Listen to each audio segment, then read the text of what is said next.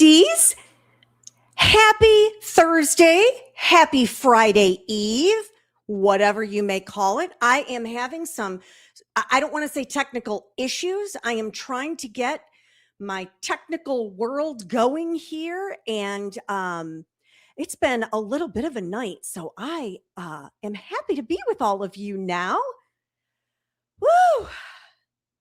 I get tomorrow off from streaming because I think probably Saturday morning is when I will do day 6, which will be the Friday stream. And so we will not be meeting tomorrow evening. We'll meet Saturday morning, and we'll finish things up. I happen to know it's about 3 hours worth of testimony for today in the Michigan versus Dale Warner trial. If you are new and just joining, thank you for joining. Doesn't cost anything to subscribe, so you can hit that button to subscribe and then turn the notifications on so you know when I go live, you'll get a little notification. Hit the like button. It helps me get into the algorithm so more people can see the content that I have. And let's say hello to some people. I know that Kelly is going to be joining us a little late. She let us all know. And Melissa, hello, you are with us. Disney, back again. And Granny, I was hanging out with you earlier today in the Defense Diaries chat, if I remember correctly. And Kay, howdy, howdy. Thanks for joining us. I think you were in that chat as well, when we were watching the sentencing for Edric Foss. And KS Granny in the house. Happy to have you back. Peppermint PJ, I know you must have just come over from Justice Served TV because I saw you in that chat. I've been a busy little beaver today. So happy to have all of you back again tonight. I am going to not delay a whole bunch so we can get right into all of the stuff. And so let me pop it on the stage here.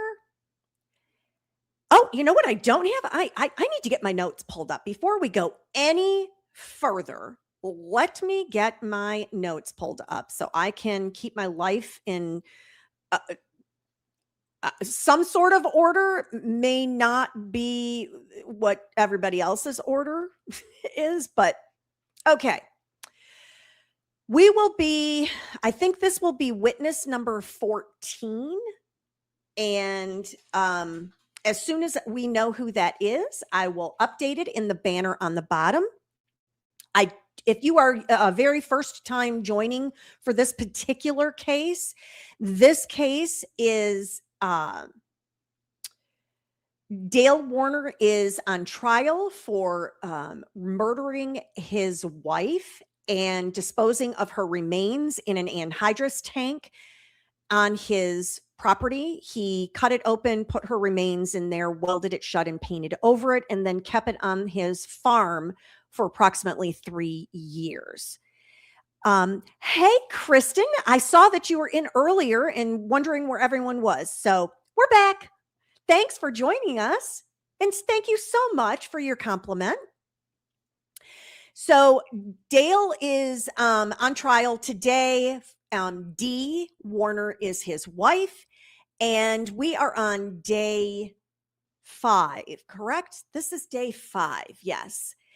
And in trial testimony, we will be doing this every evening for 3 hours until the end of the trial.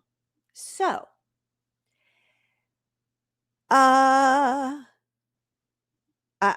don't know what's up with the people putting bodies in tanks. And let me switcheroo here. All righty. Bring the jury back in. Yes, Your Honor. Bring the jury back in is what he says. So I never saw the jury in the court up to this point. So we're going to zippity-doo-dah past and see if we can get somebody to be walking up on that witness stand and talking to us.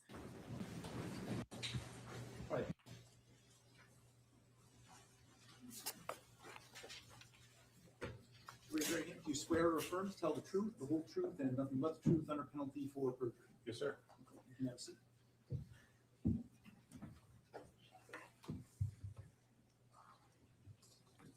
Can you please state your full name and spell it for the record? My name is Daniel Drewer, Daniel Drewer. Where are you employed? I'm employed by the Michigan Department of State Police. And what's your title? I'm currently a detective lieutenant. How long have you been a detective lieutenant? For approximately 15 months. And what was your title prior to that? Prior to that, I was a detective sergeant. Oh, And how long okay. were you a detective sergeant prior? I was a detective sergeant for 3 or 4 years. How long have you worked for the Michigan State Police in total? We just eclipsed 12 years, ma'am.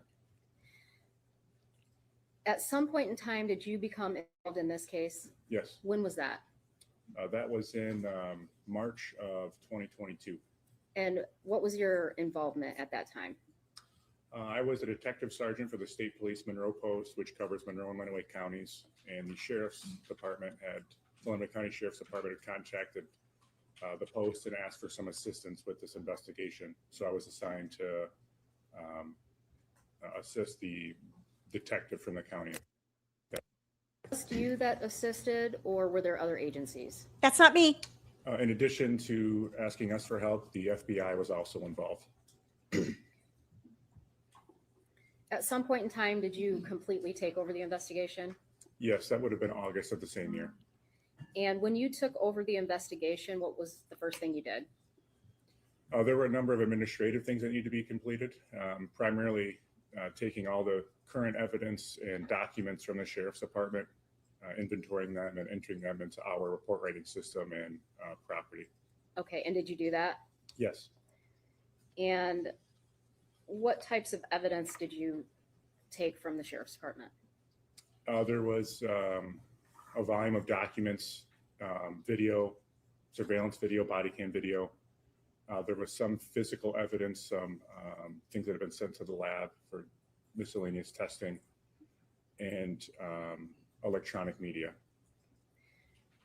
When you took over the case and took that evidence, did you start from the beginning, or what was your goal? Kind of a combination. So we conducted a complete review of everything that we took from the Sheriff's Department.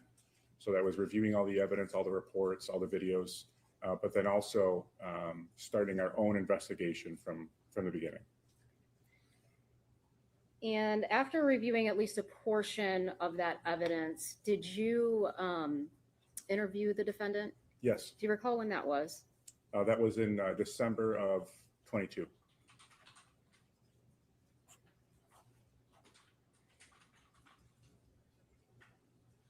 Where was that at? That was at the Michigan State Police Monroe Post. And would you say approximately the first 45 minutes or so was just building some rapport with the defendant? Yes, yeah, practically the first 45 minutes. Oh, were please not don't make us necessarily watch case that. Specific, more just introducing myself to Mr. Warner. Now we're going to get into the actual details of your investigation at a later point in time, next week maybe. So right now I just want to focus on kind of the interview you did. So when you, after that first 45 minutes, what was the first topic of discussion that you had with the defendant? That would be the weekend of April 24 and April 25, 2021, which is the weekend that Dee Warner disappeared. So after the first 45 minutes, did you get some general background information from the defendant, such as the businesses and relationships and finances before you got into the weekend? Yes. Okay. And at this time, we'll play the first portion of Exhibit 221. I know this is really hard to hear. I'm hoping with earbuds and volume boosted, it's better than when I checked on it earlier today. Why wouldn't you do something to me?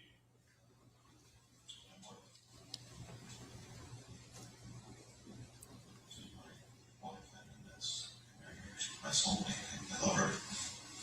Okay. And what do you think should happen to someone that did do something there?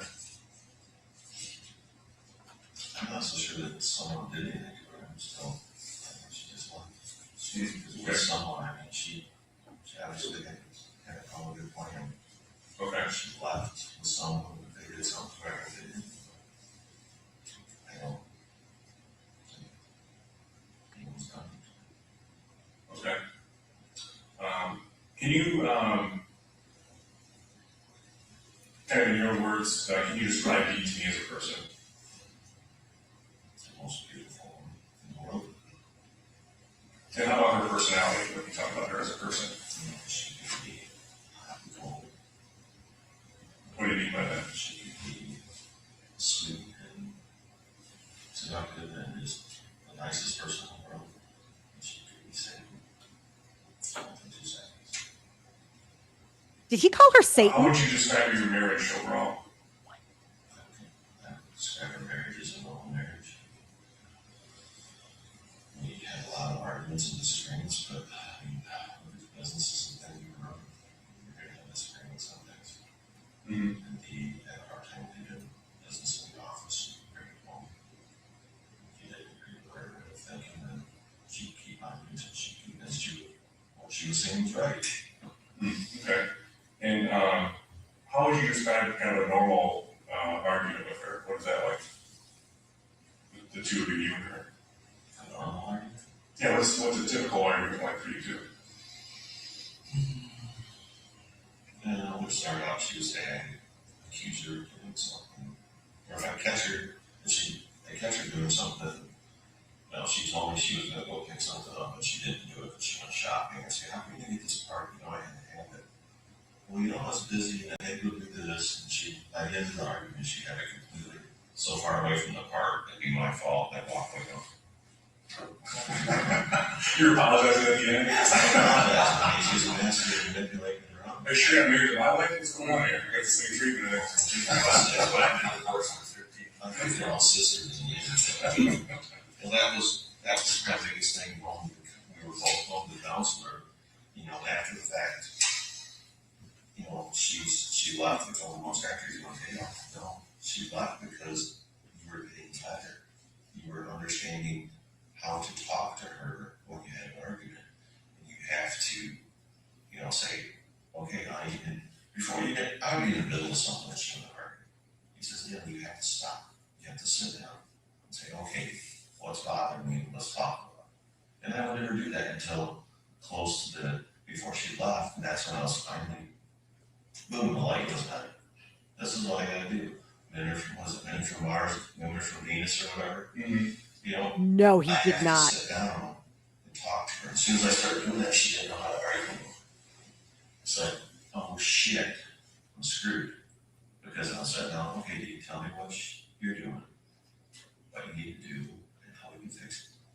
And she didn't know what I had. She just get pissed and take off and walk away or leave. How often would that happen? Oh, it was once or twice a week. We had an argument over something. Okay. I shouldn't say an argument, we disagree on how to do things, or, you know, we're destructive, no one, or who this guy's going to get done. It was always a disagreement on things that are getting done for the business. Okay. And how often would she, to my understanding, it wasn't uncommon for her to leave for a night and go stay somewhere. How often would that happen? That was random. I don't know. If you had to guess, how many times a month? Once or twice. Okay. And that was consistent. And it wouldn't be, you know, she would get pissed off and leave, and she'd just want time to go shopping for the day, you know, answer her phone. Or if she's really pissed off, she'd take off and go over to Zach's house and stay for a day or two, or you didn't know. I mean, you never knew how long before she'd be back. Okay. So that's why I never was worried. Until It's been a year and 8 months, doof. And before, I have a few questions for you. And again, before I ask these, some of these are just reports we have from other people. So me asking it does not mean that I think it's true. I want you to understand that, okay? And I mean that sincerely. So we have reports from different people regarding there being violence in your household historically between you and Dee. Oh. Can you describe that to us? Oh. High-level conversation back and forth with each other. Can you describe what you mean by high level? Just hollering at each other. You know, he would be saying that loud and screaming, hollering, talking around to me. You hollered back at her. There was very violence. And how often would those types of discussions occur? No, a couple times around here, just happened to depend on if the truck got rolled over that day, or if somebody smashed something up, or if phone went wrong in the business. I see, okay. So what would you say if the person that had given us that information regarding violence in the household was here, what would you say to them? You know, so he's got to know that hearsay from what someone else told him. Okay. What can you tell us specifically about the device that was installed on Dee's car on her Escalade? Some people refer to it as a tracking device. What can you tell us about that? Okay, so we had received information that there was a device installed in the Escalade and that she had discovered it and it resulted in an argument between the two of you. There's never anything, I've never had an argument or Escalade device in there.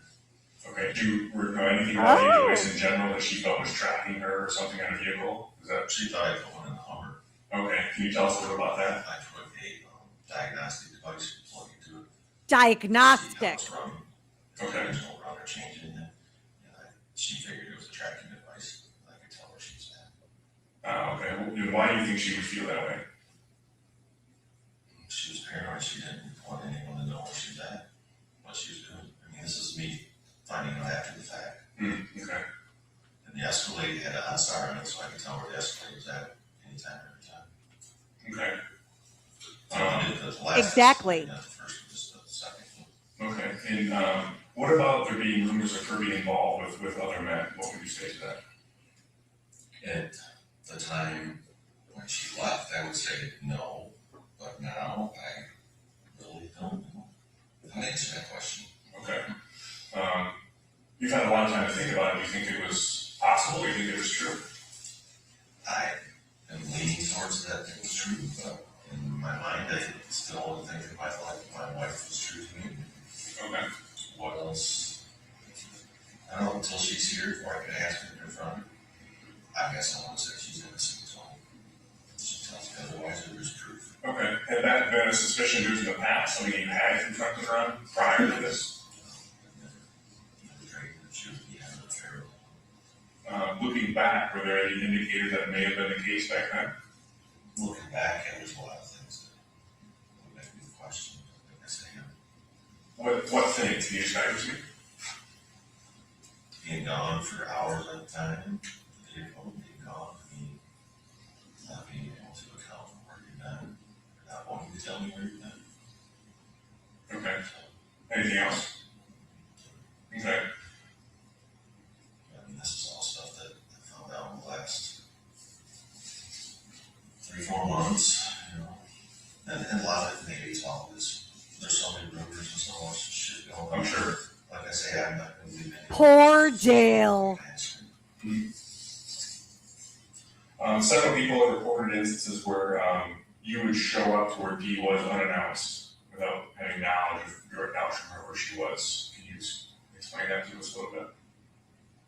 That's news to me. Okay, so I can think, correct me if I'm wrong, partner, but one specific example was she was out to lunch with someone and she had made a statement about not wanting to be around you. You're having some argument or disagreement on that specific day, and you had showed up to where that lunch was occurring. Okay. And again, I'm just asking what's been reported to us. I'm not saying there's any truth to it, okay? And there's a lot of things like that it's important to hear your side, because when you're only getting one side, it makes it look horrible, right? So we want your input. Yeah. Can you think of a reason why, other than it's obvious, but can you think of a reason why someone would say that about you? I mean, unless you're saying something negative about me, that person. Okay. That's a huge thing in a high functioning board of my personality. That's what they do. I'm sorry, I missed that part. My wife, after her diagnosis is a high functioning board of personality. Mm-hmm. That's what they do. Okay. It's, High functioning bipolar personality. Okay.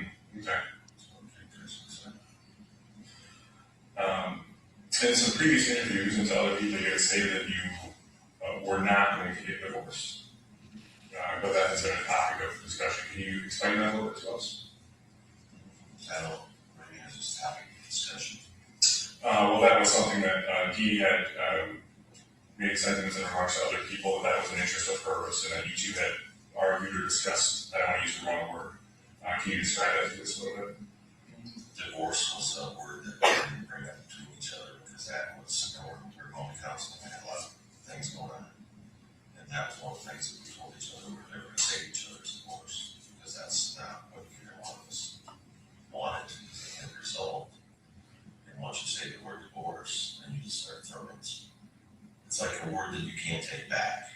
I say, I hate you. Well, that's in your mind now. You can never take that back. Mm-hmm. You know, we're going to counseling. If you say, I want a divorce, just because you're pissed, it's in that person's mind now forever. Yeah. So you can't get it out. There's certain things that you don't want to cross the line and say because you can't never take them back.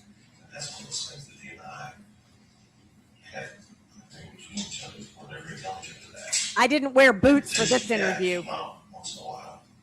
But, you know, with the counseling, you can't, there's words that you can't say because you can't take them back. That's the understanding where we were at. Okay. A couple of things I didn't cover with the business, I'm sorry. Can you kind of briefly describe the business entities you currently have? I know there's a few different ones. I guess, can you clarify? So I know you have the essentially the farming business, and you've got your buyback, which owns some property, and you do some agricultural work and spraying, and then there's a trucking company. Can you just describe kind of that empire in its entirety?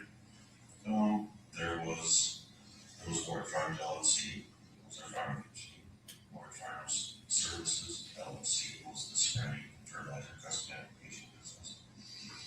There is Buyback, which is the entity that has all the property in it. Cedar Creek Express is the company that owns all of the trucks and trailers. Mm-hmm. For the trucking company. The trucking company leased all of the trucks and trailers from Cedar Creek.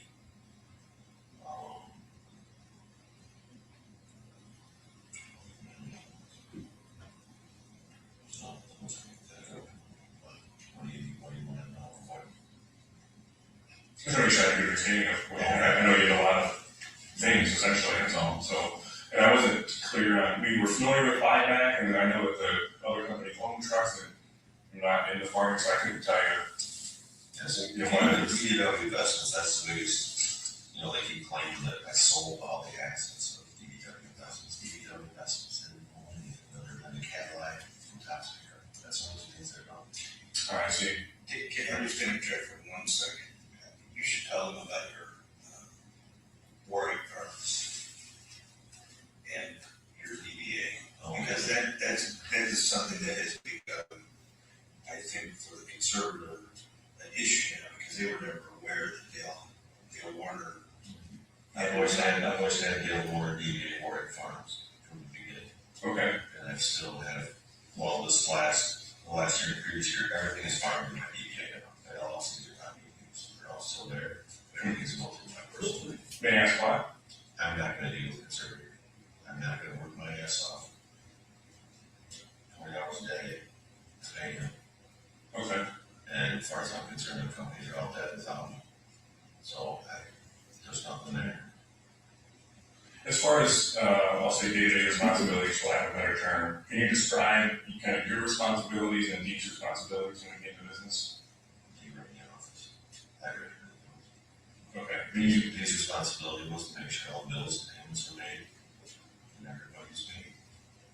And mine was to make sure all the work got done. Everybody got it. Baby trucks are on the road. Things got planted, things got sprayed. That was my job. Okay. So I understand Dee had expressed the interest in being done with the trucking business. Can you talk us a little about that? Describe it to us. I was confused on what she was talking about on being done with the trucking business. And I understand it clearly now. Because she took so much money out of the company that there's no way it's fine. Can you kind of tell us what she had told you back then about being done, so to speak? She just kept telling me that the trucking, we're done, the trucking company, we're done. She just kept saying, I didn't understand what the hell she was talking about. And I never knew until a couple months ago when we figured out 6 months after she left what she was talking about. Because I had no clue what she's talking about. She's saying we're done. And we got a couple notices that, you know, delinquent taxes are gonna garnish your wages, they'll take money out, they'll tell them about, they'll take your money out of the account. They're gonna do that, and the council might start questioning, what is this? Don't worry, it's just, you missed a check, it didn't get to them in time, we got it. Well, hindsight looking back, if you get one of these, it's more than just a missed a check. It's flat out not paying. Okay, I need to pause for a moment because some of you may be new to this case and did not watch the preliminary hearings when they were trying to have Dee declared deceased. In that preliminary hearing, there was a lot of testimony about the fact of how the money all got moved around to make sure that Dale's businesses were being supported and propped up by Dee's trucking business. One of the things that happened is this kind of Mickey Mouse loan that they got from the John Deere dealership. And there was an issue with how it was to be repaid. And it ended up getting John Deere corporate involved. And then John Deere corporate told the dealership, hey, you owe us the money. And then the dealership said, hey, Dale, you owe us the money. And so in order to get themselves out of that mess, oh, I guess I should have swapped this so y'all can see me a little better. In order to get themselves out of that mess, a friend of the family ended up giving them about $500,000 loan to cover everything that they owed so they did not have to file bankruptcy because the creditors were coming a-knocking. And so that's what he's talking about right here, but he's putting a very interesting spin on what the facts actually were. So unless you knew that, and I'm expecting it will likely come out in the trial, but that's just a little background tidbit from what I and anybody that watched the preliminary hearings with me would already know about this particular case. Let me get us back going again. Okay.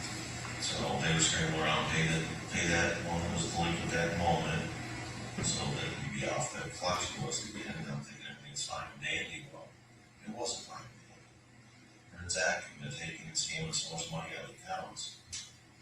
You know, there was a godsend when she got the PPP money, because that gave another shot in the arm that they could cover things up for another fucking 5-6 months. And it was down to the point where it couldn't be covered up anymore. I see. Okay. It was him. Because they were going to have to come clean. Oh, he's such a liar. How trucking company's done it. How am I going to deal with it? How am I going to tell Dale this? I mean, she was at my daughter's soccer game, but she called and told me, we're all done. 10 minutes ago, everything was fine. The day before, we said pizza in the field, everything was great. What's changed? What's happened? Tell us more about that conversation. That's right. When she was at the soccer game in Colbert. She called me, it was 9 or 10 in the morning, she was at the soccer game, and I says, Jaron, and I think Brian was there, we were tied on the field and tipped it. And my phone rings, and I said, I gotta take this, it's deep. Because I figured she's calling and telling me how the house was doing the soccer game. And she was very upset, and she just says, we're all done, I got into a tie, we're all done. She hang up. That's it. And she would answer my calls all day long. So I'm in complete limbo thinking, what the hell is going on? Okay. We'll come back. I have a couple other questions for you. But you will. When 1 year did things go negative with the vegetable farm? Is that in... It was the year after we bought it. We went through 14 when we bought it, so it was like 15. Okay. And a lot of things went bad there. Oh, yeah. Purchased it, we were all supposed to purchase from, told us they had contracts for potatoes and different things for the next year. And they didn't. So we grew all the stuff with some contracts. Okay. And then talk to us a little about your finances leading that. What did that look like? Financing when we left. Yeah, your overall, the company and your business finances. Yeah. Business finances were in turmoil. I mean, we lost, oh God, close to probably $20 million. We put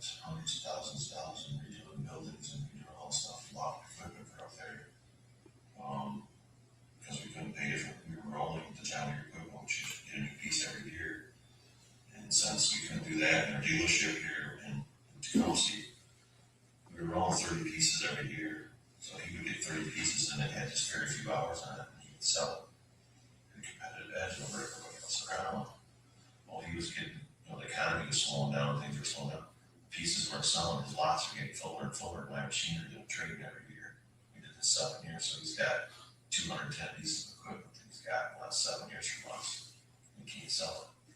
Well, the deal was, I paid the rental payment, or the lease, whatever you call it, he pays the note off. Well, they talked me into signing a note with Deere, just a 1-year note. So every year with Deere, I'm supposed to pay that piece off. Well, I don't pay it off. The dealership pays it off. I pay the rental. Well, they had so much year they didn't want to pay the notes off. So they'll stuck having to pay all these notes off. $5 million I'm supposed to come up with. Well, I can't. So now all my notes are due. My $1 million operating line at the bank is due. My other $500 million line at the other bank is due. Well, there's this little clause in the bank's thing, even though you've got all your money in the bank, you make the payments to them. If they threaten, they can take all the money out of your account and pay all the debts off. That's not true. It's the same bank. That's not true. Out of my account's $800,000 that was set to pay everybody else. They took it all. So y'all know I have some a background in lending, and that is not how that works at all. If he is in default, then the bank can take whatever remedy they want to pay that account and to ensure they are being made whole on the loan that they extended to him, which is exactly what happened. And that's right. It was like $500,000, I think, to get everything current. And then it was several million that they ended up using the farm as collateral to get themselves flush, if I remember correctly. And I am still having issues with StreamYard holding conversations. So I'm quite a ways behind, but I have the chat open elsewhere. And I see Kristen has said that Brian Steele appears to be the one taking on the appeal. And I'm assuming you're talking about Edric Foss. So that's good news. That's great news. Good. All righty, back to regular programming. They bounced 35 payroll checks. They bounced a couple hundred other checks that we sent out to make all these payments. So where do you think that left me financially? In terms we had heard that notes would be called back, but we didn't know that those pieces of information, how specifically played out. Now, the roll program that we had set up here, and it was my own fault. I should have never let him talk to me anymore. But I was paying a quarter of the amount I would pay on a normal market. I mean, combine payment would be $50,000. I was paying 20. Same $30,000. Who would do that? Yeah. And that was the same on all these pieces. Well, the dealership, instead of them saying, hey, we can't take these in a trade. Let's keep these pieces another year. We'll roll them back in and go through it. They didn't do that. They just didn't pay that year. Just let you hold the bag. Yeah, hold them back. But a lot of it was the manager at the dealership was not telling the owner, Paul Baker, what's going on. Because Paul Baker and I have a great relationship right now. I mean, I own $5-6 million right now with him. So if he didn't know what was going on, none of this other shit would happen probably. And this all goes back to communication. There was a failure in communication. I assumed the dealership's manager was doing his job, and he wasn't. He was covering his own ass. So they threw me to the wolves. And by the time me and Paul Baker got together, talked about what was going on. What was the shit around. And coming out of that financially, What I had to do to survive is we sold off all the property we had in Manchester. Sears Farms, I wrote a check and bought that. I had to sell another 300-400 acres I had in Britain to pay off the bank to get them off. Well, I didn't pay them off to satisfy it. Exactly. Because they were behind. In this deal, he's this great fucking guy. He's negotiating this deal and helping, which I've been better off not even having involved. He ends up with 100 acres of mine, and he negotiated the deal that they needed another $500,000 to keep me from losing everything. Great negotiated this deal. But he only got 2 weeks to come up with this money. No, I'm such a great guy, this is a good guy, I'll buy that piece of ground from you. I'm only gonna give you this much money, and those words, this much money. He set up the deal and comes in fucking pocket, cost me over $100,000. Okay. But he set the deal up, I only had 2 weeks. Where you gonna come up with millions of dollars in 2 weeks? With no one. He set me up to fail. So he negotiated this deal directly with the bank for you to have whatever extension and come up with X amount and then give you X amount for that property, basically, right? That's see. it. Okay. So he fucked me in the deal. This So I'm is, still here, I still. I'm not saying this to make you mad, but it was explained to us that you two, meaning you and Dee, were in turmoil and, I mean, dramatic, ran down the street to Greg's house, Greg Lucius, and that's what was essentially told to us before. So that makes a little more sense. No, that's not good at all. He's like, he was trying to come across that he's gonna be the savior. Well, his whole master fucking plan was to fuck us out of something, and he did. Which piece of property was that? Maybe I did. There's 100 acres there. It links. Greg's got about a 300 acre chunk there now. Okay. And how much would that have been worth at the time on the open market, do you think? We should have been able to get probably 6,000 or 7,000 an acre for it. Greg only gave me 4. I see, okay. Yeah, that would be accelerated to my mouth also, I don't know. Well, it did at the time, but you know what? I'm one that it doesn't hold Greg that much, but I looked at this way, it saved me all the other properties I had, so it was a cost of doing business. Mm. But there is a sour taste in your mouth that, you know, family wasn't there to help his sister like he was trying to come across. He was there to screw her in. Yeah.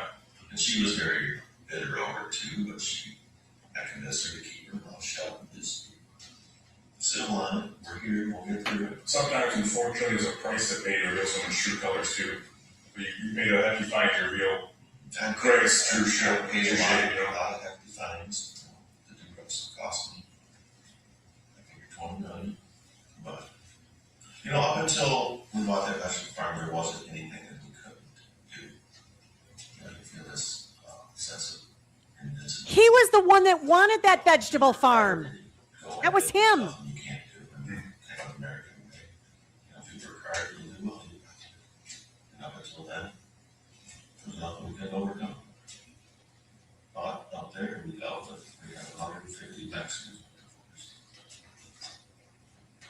Lions, sheep. You know, I should not say much more, but give me an example of, well, it's burned in my fucking brain forever.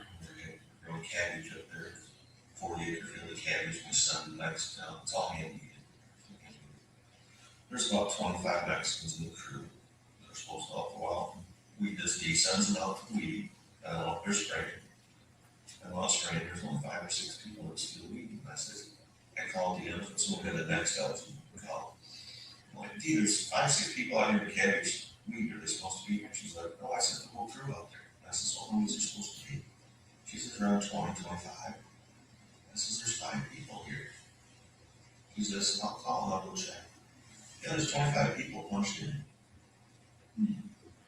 You know, since the property is so big up there, they all jump in their cars, go back to the laneway, then 5 of them jump off the driver on the backside over the camp, because we had housing up there.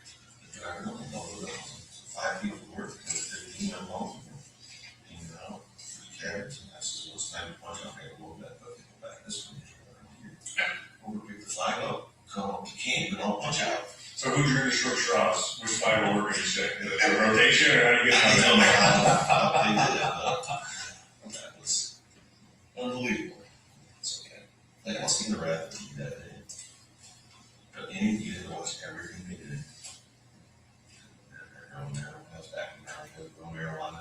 There's all muck around black here, they're growing marijuana in all the ditches, all over. And come to find out after the fact, after we lost it and sold it, that when they were taking the stuff into Myers and Kroger's, that we were hauling all their pot in the truck. That had distribution at Myers and Kroger's where they were selling it, they're taking it off the trucks. Oh, wow. So you get out of that financial trouble. Can you describe what your financial situation was like, you know, April 1st, 2021, what was it like that? We were struggling.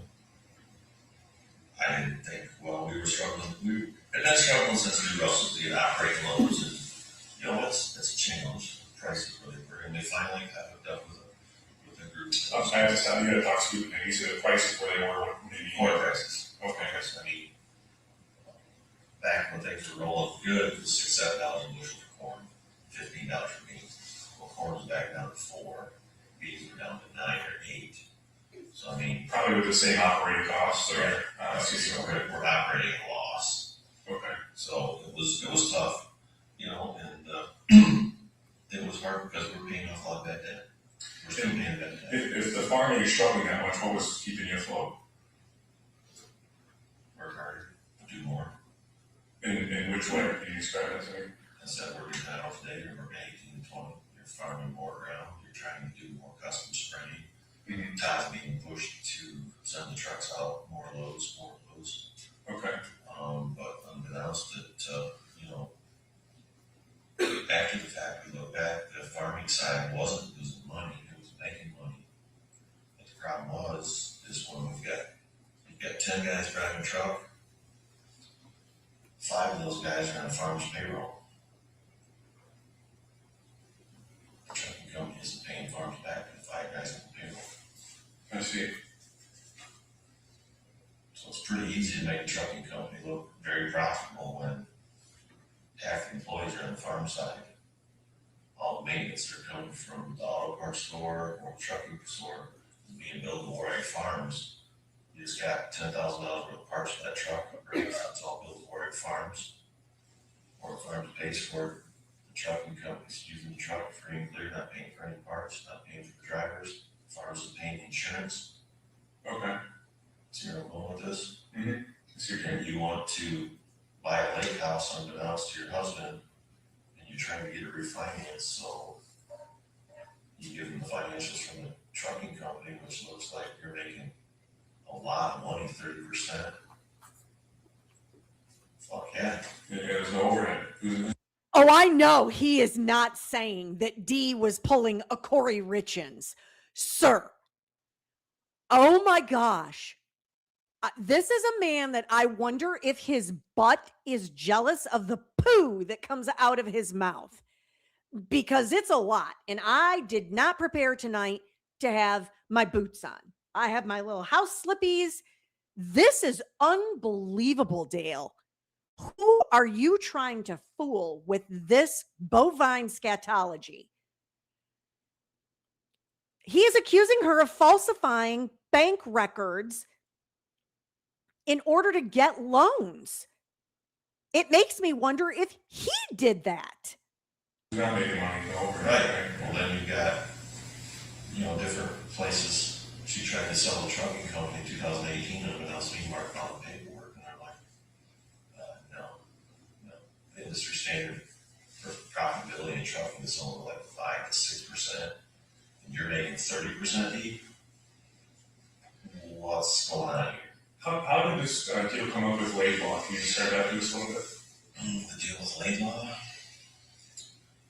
You know, you guys, talking with law enforcement, all these people after the fact, you guys crippled me. My ability to pay bills and stuff was crippled after you guys come in, took phones, took systems out, did what you did. I mean, it was a struggle before, it was more challenging. Then you take into place, fuel costs just doubled. The tire that used to cost me $800 now costs me $1,600. I can't pay that. How am I gonna keep making the payments on all this stuff? You know, Todd sees this, he's dispatcher, and he knows some of these guys that pays on. They've been talking to him, hey Todd, what's going on for us? Why don't you guys do this? It's like, no, we're not leaving there. We're not leaving. Well, how long are we buying them? Bring him down, Todd, we'll talk to him. They made us an offer. We paid off the trucks to death. I had taken a 5-year non-compete. I've got an agreement with them that I do a lot of maintenance and stuff for them. They're at facilities. All my employees are protected. They've all got jobs. God moved over. It was a deal. Did I want to do that? No. Was it a good deal? Yeah. I just eliminated a couple $1 million in debt on trucks.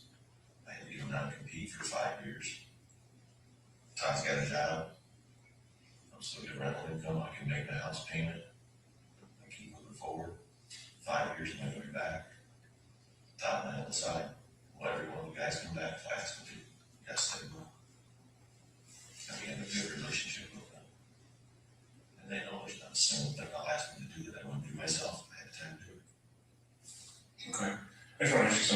sure I understand. So you agreed to a purchase price, and then you signed a contract saying, hey, I won't do any more trucking work, basically, and they're paying you X amount monthly for facility rental, essentially. Okay. And is that facility rental, is that also a 5-year contract? No, that's Just a non-compete is? just not gonna be just the facility rental is month to month, so if they choose to leave, they can leave whenever they want. Okay. And then is there a maintenance contract in place for you to maintain vehicles, or they're just paying you? They just pay us whatever it takes to keep it fixed, Okay. so. Okay. Recently you submitted some documentation for an SBA loan. You know which one? Oh. Can you describe that to us? Which one? Both. I don't know if you there's two of them. For each No, company or? no, there's a $500,000 SBA loan that we took out. Oh, I don't remember, that was first, we took that out to pay off, a lot of the debts that was occurred. You know, I'll be there, we're going, so we keep going. And the second one we took out, it was a no-brainer. I mean, our operating loan at the time was, we got a $800,000 operating loan. It was a 9% SBA loan. We took out, it was only 3%, and I paid anything back for 2 years, and after that's over 30-year payback, so. Was that the EAD loan? No, well, I don't know, SBA loan, that's one, I don't know what else. See, this is stuff Mark can probably help. Yeah, that's also not fair market to go over, but I mean, from the accounting side, accountants, this is no brainer. You got this, you're gonna pay 9% of an operating loan to these guys, and you get this loan here for 3%, you're not paying anything for 2 years. This is no brainer. So that's, I'm sorry, who said that? The accountants. Oh, okay. I mean, Mark was one of them, and our other accountants we talked to, our tax ones and different ones. I mean, you're gonna buy it, the numbers are gonna go, why would you not do this? Even I can tell 3 versus 9. This is huge. I mean, this the bottom cash flow line. It's all about cash flow. So it's no brainer. I mean, there's nothing shady, nothing illegal. The money's all wet. I mean, every penny that you guys can come with secrets line, it's all in pay bills on the farm. And, you know, the conservative was put into place to protect and conserve these assets. I've been more to do that than anybody else has done. Every bill's been paid. Yeah, I haven't spoken directly to consumer about this. It's more or less a grapevine, but I think one of the concerns was a copy of the driver's license and passport was submitted with the application. So Shut the front door. Has copies of their employees that my passports in the file, my licenses in the file. Oh. Use licenses in the file. Every employee's license is in their file. Where is that stuff stored? It's all in the file cabinets. You guys went through them. In the manual physical file cabinets? Okay. And again, these are questions that I'm not saying you did anything wrong, but we just asked based on what was That's all realized. you guys should have. I don't, yeah, not only understanding, I'm not accusing of nothing. No, it's just places, well, that's how we should have gotten. Same procedure, any place you may go to the medical office, the first thing you gotta get is your driver's license, your credit card, take copies of the file. And I'm not running a $1 million business, and I have myself taken electronically, you know, I'm like Google Drive, because I need it for this or that, so I can see it completely. There was also some questions raised about a power of attorney. Dee had signed, can you talk to us about that? When were those made, or when were those signed, you know? I don't remember what the dates on our return, it was well before that, October 14th.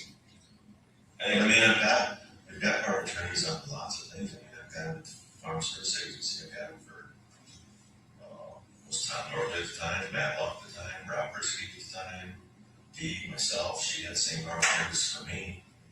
I mean, it's the normal business operating paperwork we had. Okay. Do you remember when or where those were signed specifically?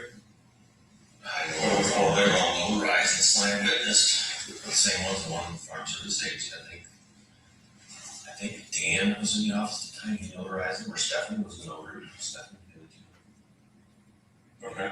Or before we had notaries at our own office, we went over to Brisky's and he had a notary in his office there, notarizing, or we were running to the bank. Okay, yeah, I know where I was there. Okay. It's like half and half, Brooklyn. Some of what he's saying is true. It's like half truths. I did not know anything about an SBA loan. This is new to me. And I didn't know he submitted it with pictures of Dee's driver's license and passport. That is very highly unusual to have those things handy and available. Do you have any question on the business guy? There was some questions to operating agreements. There really is only one operating agreement. It was, other than the one that they manufactured afterwards. Well, yeah, once she fabricated up for DW investment, she made one, which is her name on it with the other. There's been addendums done to the operating agreements.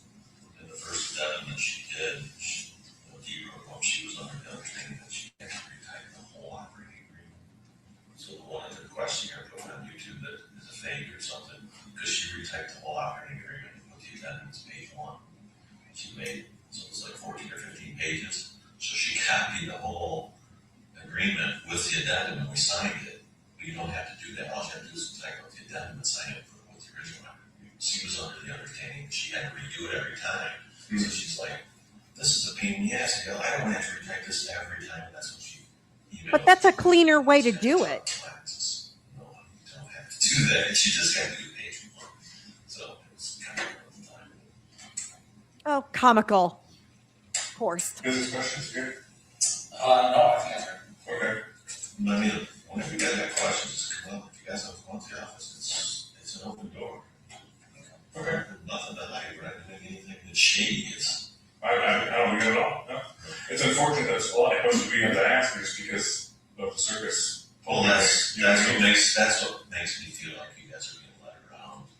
Because it's all shit that it's fabricated by them, so once it's fabricated, you gotta ask. That's why we joke with his Greg sent me today.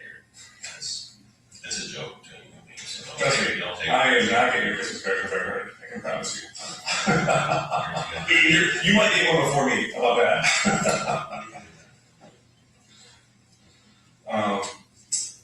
What can you tell me about Dee and her migraines? I've taken her to the hospital several times because she'll get a migraine, she'll lose vision, her voice will start slurring, her face will sag, it looks just like a stroke, it's scaring her down. I took her to the hospital several times. Everything is so dramatic. She's very pain, feeling helpless. Mm-hmm. They finally do give her something. It's like, what can we do? There's nothing we can do, but I can just have her home and done this. You know? And where were her kids when any of this shit went on? That fucking woman around. She'd call, they didn't come. They didn't come. They never come. Ever. How long has she been having it? When did you start? Since I met her.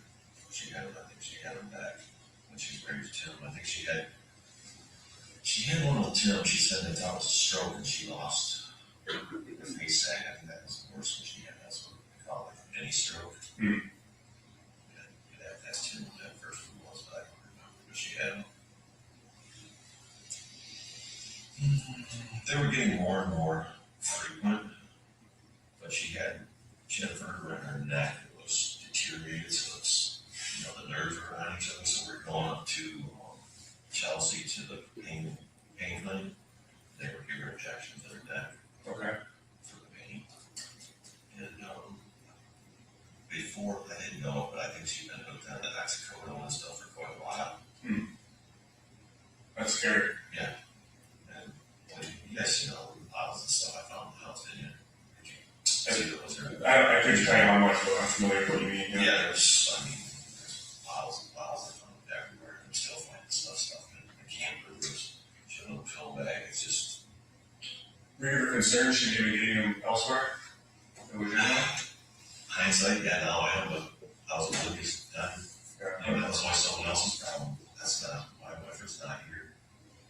And I'm blind to it. I'm finding that that's everyone feels that way. Yeah. It's never their kid, it's never their wife, it's never And their I know exactly where they're coming from now, because I look back and I go, oh my fucking God. Mm-hmm. With $10 oxycodone, I could go get you $10 over now, out of my house. Or in drawers. And now I'm talking, thank you guys. I need to get that shit fuck out of it. carry your head around. Yeah. Yeah. But I don't know what else she was doing that. And else too. Did you, aside from the oxycodone, do you know what other pills she may have been taking as a prescriber? I don't know what they are. I mean, there was a bunch of them. She had for depression, she had a lot of different things. I'm sorry, I need to back up 1 second. Now, how often does she have a migraine, would you say? Oh, sorry. I mean, She'd have it at least once a month or more. okay. Can you describe what that was like for her? Just unbearable pain in her head. And it got to a point where she always talked about the pain and you just get hard to it because you heard it so much you didn't believe it anymore. I mean, like a kid crying a wolf. You know, sometimes you feel like she's just using that as a crutch to, I got a migraine, I'm going back to the house to get away from you. But the pain level was unbearable. And I could tell when she was having one was bad because her face would start sagging a little bit. And her vision, she'd have blurred vision. She'd be talking to you. You know, if you're talking to someone where you have eye contact, she'd be talking and she'd be looking off over here because she couldn't see me. And what was, And her voice would start getting started a little bit. And that's when I knew it was bad. okay. And what was her behavior like? What was occurring? What was she doing? She would still try to she would try to fake it and be normal. But she just couldn't function. Her voice would be slurred and she just, I couldn't, like, honey, you just need to lay down. So I just hear her lay down or just hear her calm down. She would, at first when it was first going on, we'd get her a beer, some alcohol to thin her blood. So the theory was it would help. And that helped at first, but after a while it didn't help anymore. And she had some, the one doctor that she was going to had some pills that they had made. It was a combination of three different drugs. And she'd take them. It was 4 migraines. Okay. And that helped. And the one pharmacy, there's only one pharmacy that was up by Chelsea that I guess they custom make them there. And that's where she got those. And that's Interesting. Okay. I mean, she would still, some of the pills you take like codeine, oxycodone or whatever, then she'd just be a zombie. But this here, she can still function, she can talk, and be more like the normal Dee, she'd just be slowed down version. And aside from you said looking back, you could see things with the pills. Did you have any suspicion then or see her taking pills that you thought were in excess? I always thought, I don't take any pills, so I always thought it's an excess if she's taking anything. Why are you taking those? But I guess I'm just a freak that doesn't have, I mean, I don't drink, I don't smoke, so I'm already a freak. I don't drink alcohol, but Yeah, what's wrong with you? I don't know, because I'm not to work. Kill his wife. Well, yeah. I didn't spend any time with my first 4 kids because all I did is work, so I'm making enough things.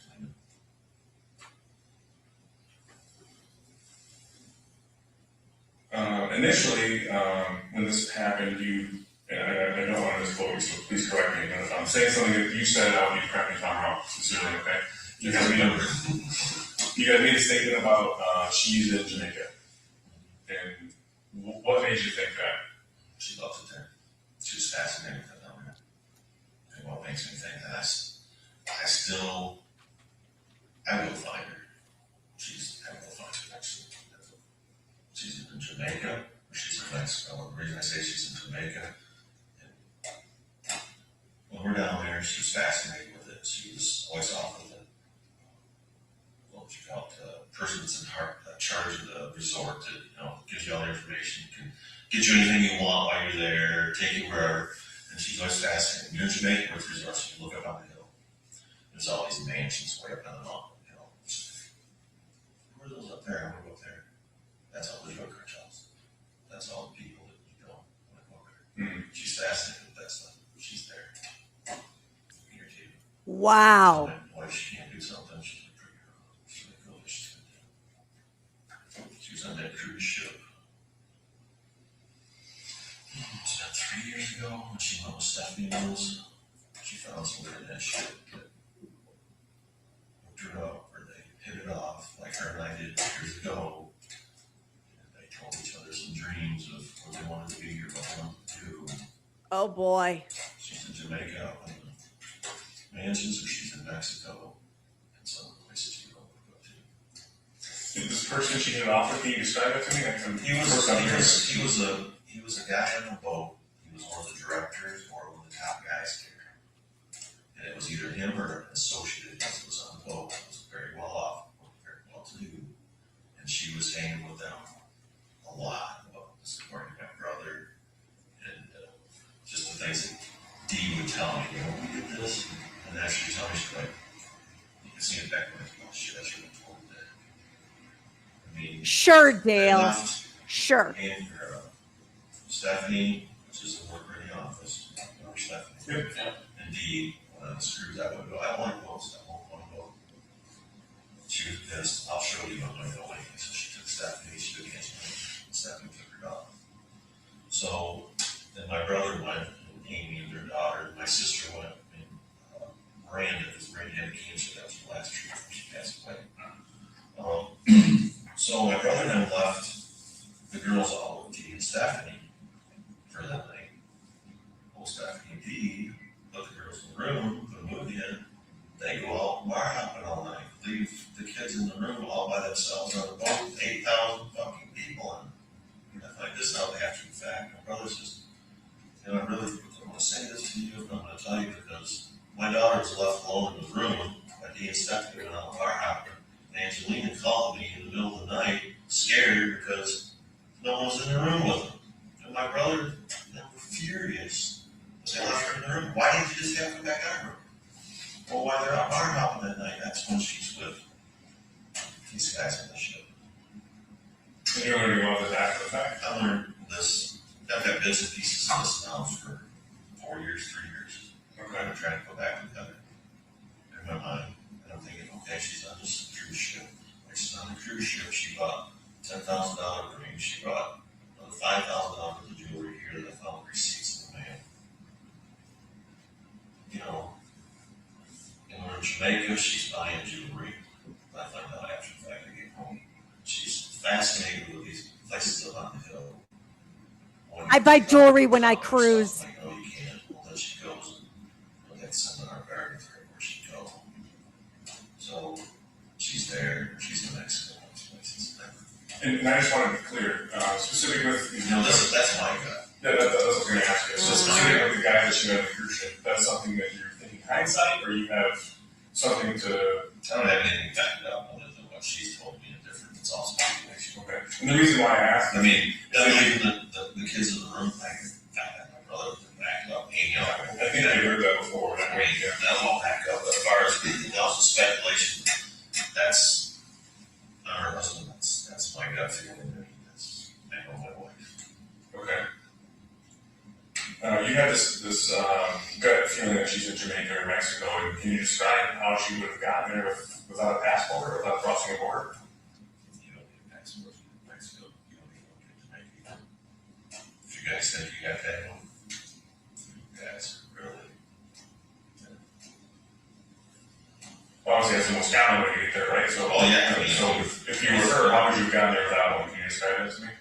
Once you get driven down to Florida, she's gonna get in a boat. She's gonna go over.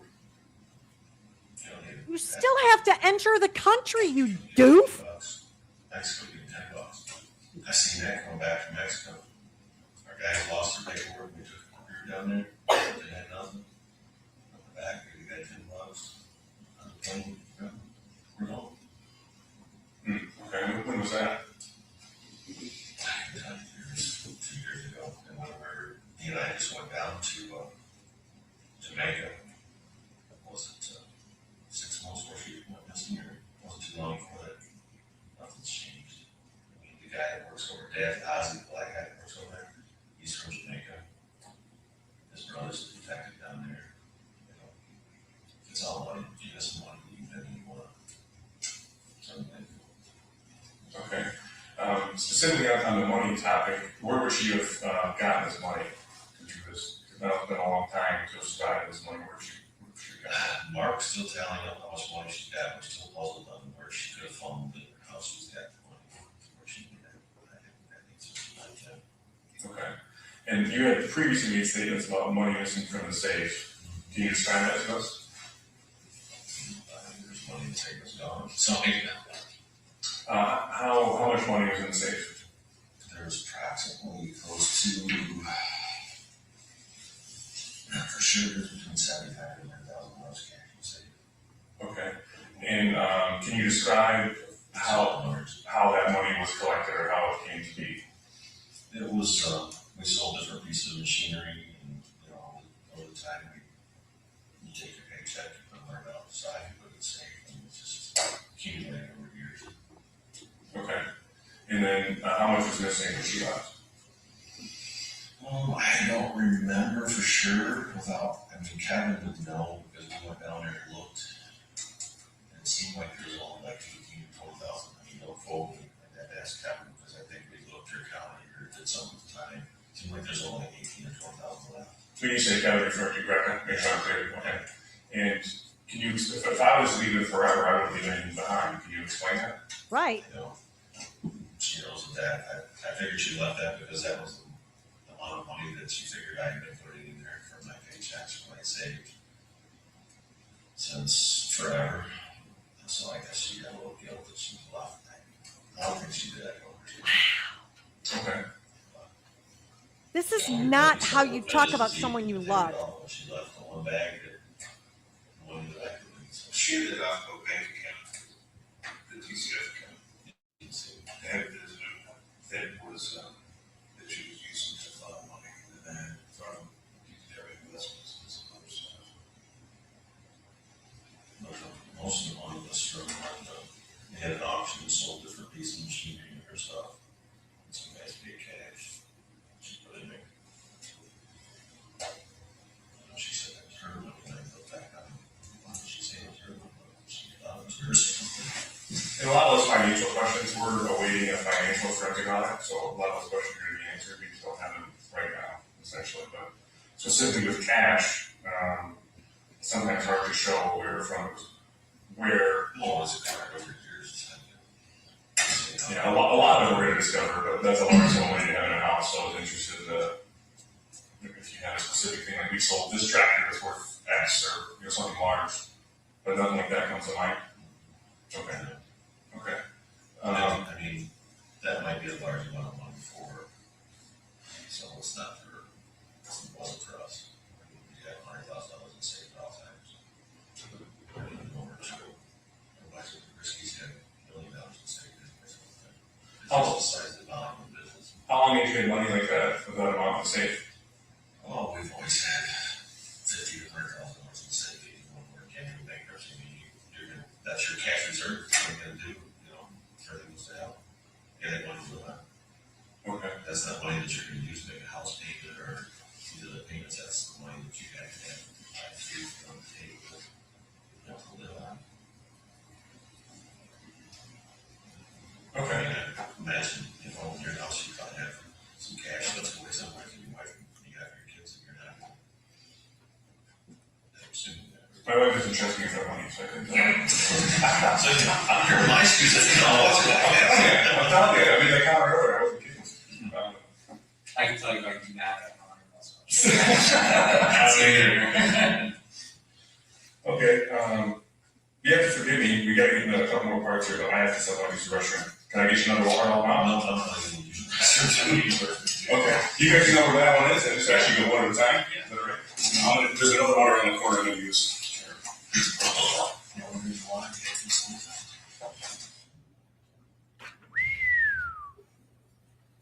That was a lot, y'all. So just briefly for some clarification, you're sitting on the far left and it's your back is towards is that a body camera or what kind of camera is that? That's a camera mounted to the wall. Okay. And who's sitting directly to your right? That's my partner at the time, Detective Sergeant Scott Singleton. Okay. And across the table from you, who's seated directly across from you? To my left is Dale Warner. Okay. And to his right? Right Your right. is his. And is the guy we're talking to, is he in the courtroom today?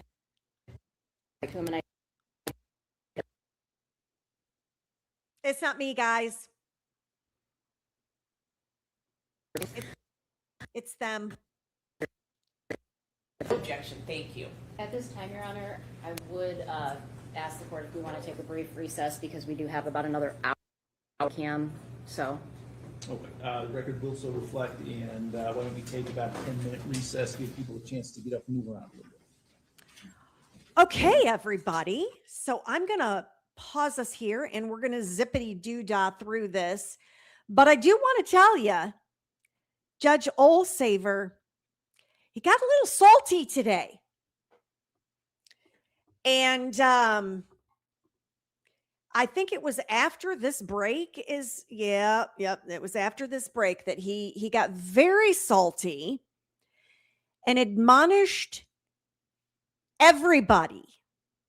And I mean anyone that is streaming this trial is who he admonished. Judge was big mad. And Ms. Demeanor went into panic mode. So I will have you all know there is a short little section in day 1 and day 2 live stream from Monday, the 9-hour stream. Judge Olsaver, I want you to know I have deleted a little clip that I watched the whole thing to see if any of the jurors, because that's why he was angry, jurors were seen on camera. And I deleted that little section of the live stream so you can no longer see who was or see the jurors or that were accidentally shown. So please don't take my live stream down, Judge Olsaver. I was a good girl and I followed instruction. Yeah, he does not mess around. And I'm cool with that. I'm totally cool with that. But I was like, that is a 9-hour live stream. I am not taking that down. I am terribly sorry, Judge Olsaver. I am going to figure out how to fix that. And yeah, it is the fault of the camera person and not the streamers. But he was big mad. But I fixed it. Judge Olsaver, I still like you. You're still one of my favorite judges. But yeah, he was very salty about the entire situation. The attorneys to determine where we stand with respect to this issue. He was mad. We will continue with the trial once we've completed that task.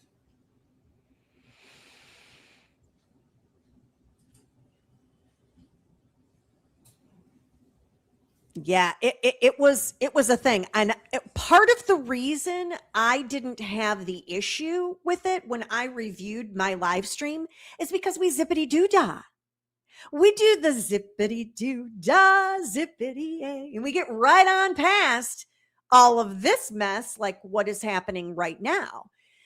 And so there probably were other times that it happened, but I didn't have it on my live stream. So we're good. We're all good, Judge Michael Olsaver. I can still be your friend. So here we go. We're going to zippity-doo-dah until we get to the point. Where we left There we go. the interview, you guys kind of took a break for a little bit, right? Yes. Okay. And when you come back, there's some further discussion about some basic farming and then details of the weekend of April 25th, 2021. Is that accurate? Yes, ma'am. All right. We'll continue to play that, Your Honor. More. I was going to speed it up, but no. We've got another hour. Can we just ask, Your Honor, if it's too loud or if there's an issue with that thing up there? Too loud. Okay.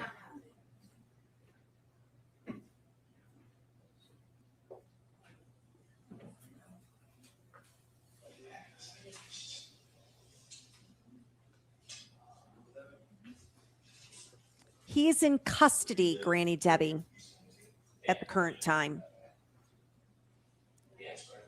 All right, let's get it To ask the together. jury if this is better than before. We just want to make. Let's just play it.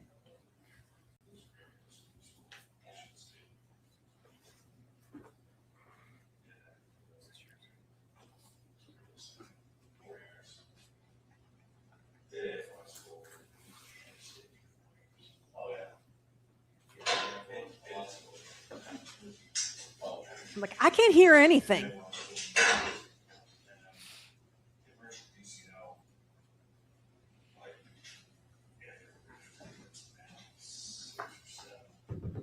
Just about time. So DCL used to be for American Miracles now. Oh, yeah. And they did the credit there. School road, state road. So she was taking a law school, so they had sort of a professional relationship for a while. And then basically, she was working in education, she was in law school. Oh. So, and then What is happening right now? I actually was working in Washington. She was in law school. Said,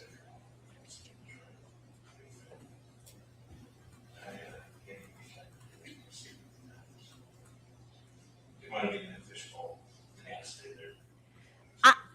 I don't know why we're listening to this man talk. It was in the 80s.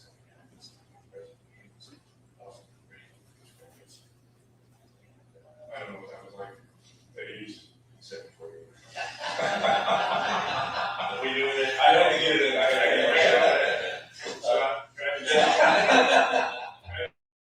Listening to the tape, right, and like everybody said about the Lions and what's going on and everything, you know. But I actually remember when the Lions used to be so good back in the late 80s or the 90s. My dad was way fast station. What does this have to do with the price of tea in China? And then after that, it was for years. And, yeah, I went to Madison Championship in 1991. They lost to the Redskins. The Redskins ended up going to the Super Bowl. What are we doing? It was the last time the Lions were in. Last time I went to play out there in 91. Yeah, they beat the Cowboys at Silver, so they came. A couple of years after that, Okay, I need to ask. I cannot hear a blessed word Mr. Mumbles in the corner is saying. Do y'all know what's being said? Because I can't hear this guy at all. What?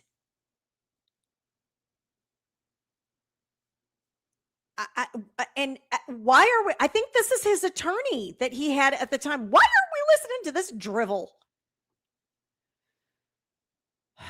they did the playoffs against Green Bay. We're talking about football playoffs, Green Bay and the Redskins, and what is happening in this world right now? It's like literally.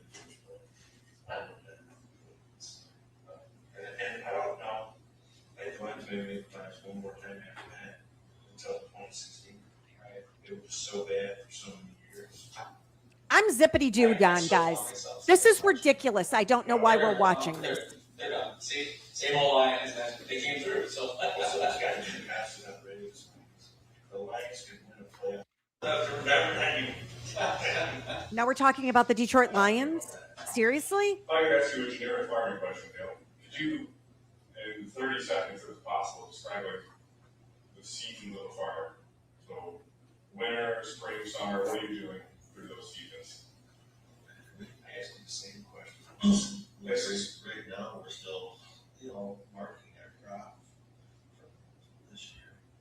When you say marketing, you include selling? Yeah, marketing. Okay. Selling. I'm looking at purchasing the inputs, virus chemicals, fertilizer, and seed for next year. Okay. We're getting machinery in and getting retooled for next year. We'll be taking, as we're going through here in February, we'll be getting orders of hopefully what application jobs we're doing for someone else or what their needs are going to be. Our seed court will be going, they call it here too. They want to bring seed. I'm like, I don't see it yet. But we got the first year, we start bringing seed in, we'll start putting it in. Okay. And they'll start bringing out soybean seed, and put it in long tanks. Basically, we're getting machinery around until February, March. And what happens at February? March is, it depends on what Mother Nature does, but March will be the time to start putting some back sun. Or you can put in some fertilizer, if it dries, depends on what crops you're doing. We've got this that mean? Put fertilizer. Idiot. Yeah, winter wheat was planted, you know, here, month or two ago. Okay. We got the fertilizer on it, we put it on once a year. But at least still dormant, come out of dormancy until, you know, the bugs start forming up. Okay. The yard starts getting ready, weeds come out of dormancy. Okay. So we get fertilizer on, so I'm gonna put out dormancy. Fertilizers have the nitrogen, it's all nitrogen. So it's area to ignore. We scout for weeds and bugs. Your first application, we spray 4 times. It's gonna be out there, you put your fertilizer on the first application, like February, March. Second application, you be out, put more fertilizer on it, probably insecticide, more herbicide.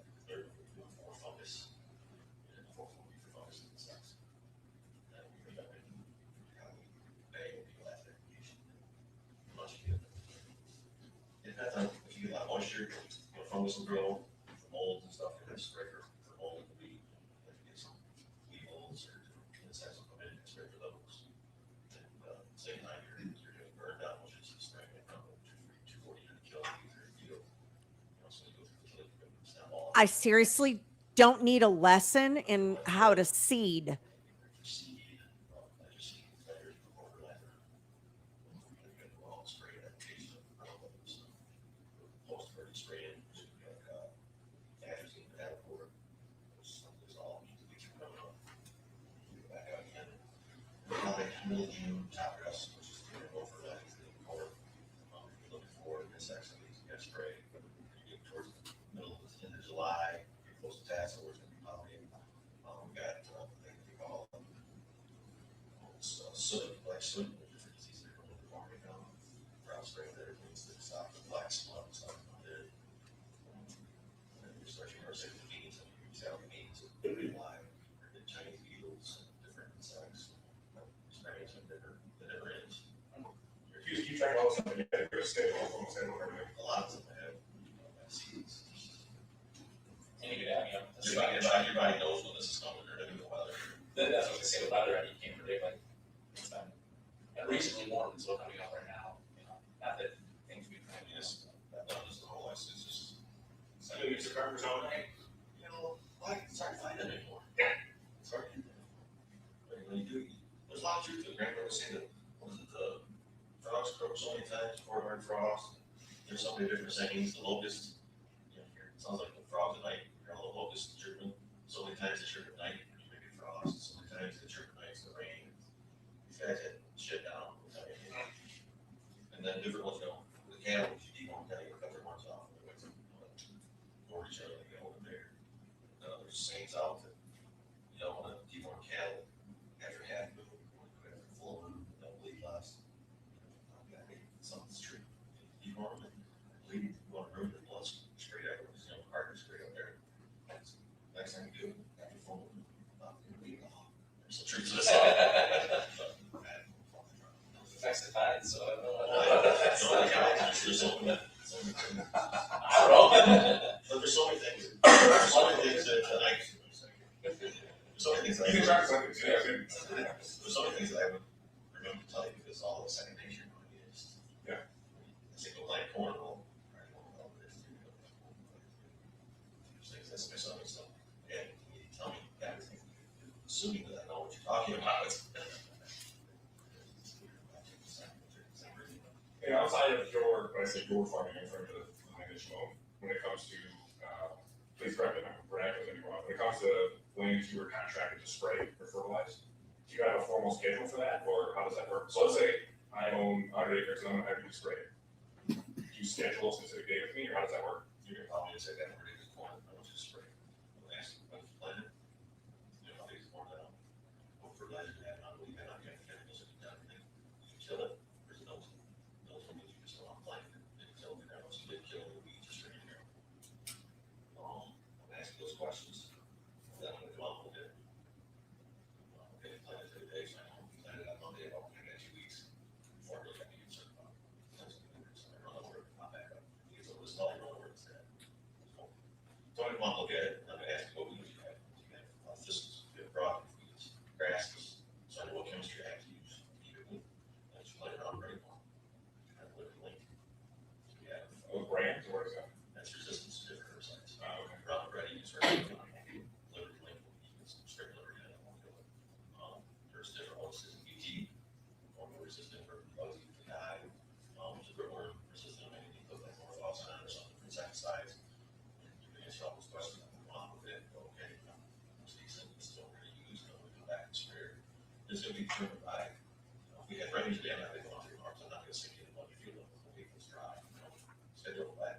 Because they're calling for rain tomorrow, well, no, I don't want to spray tomorrow, because stuff will spray, it takes 4 hours. Because I'm gonna plan to be here 4 hours before, some spraying, rain out later, well, this makes $34 an acre. So I have to make sure all that out.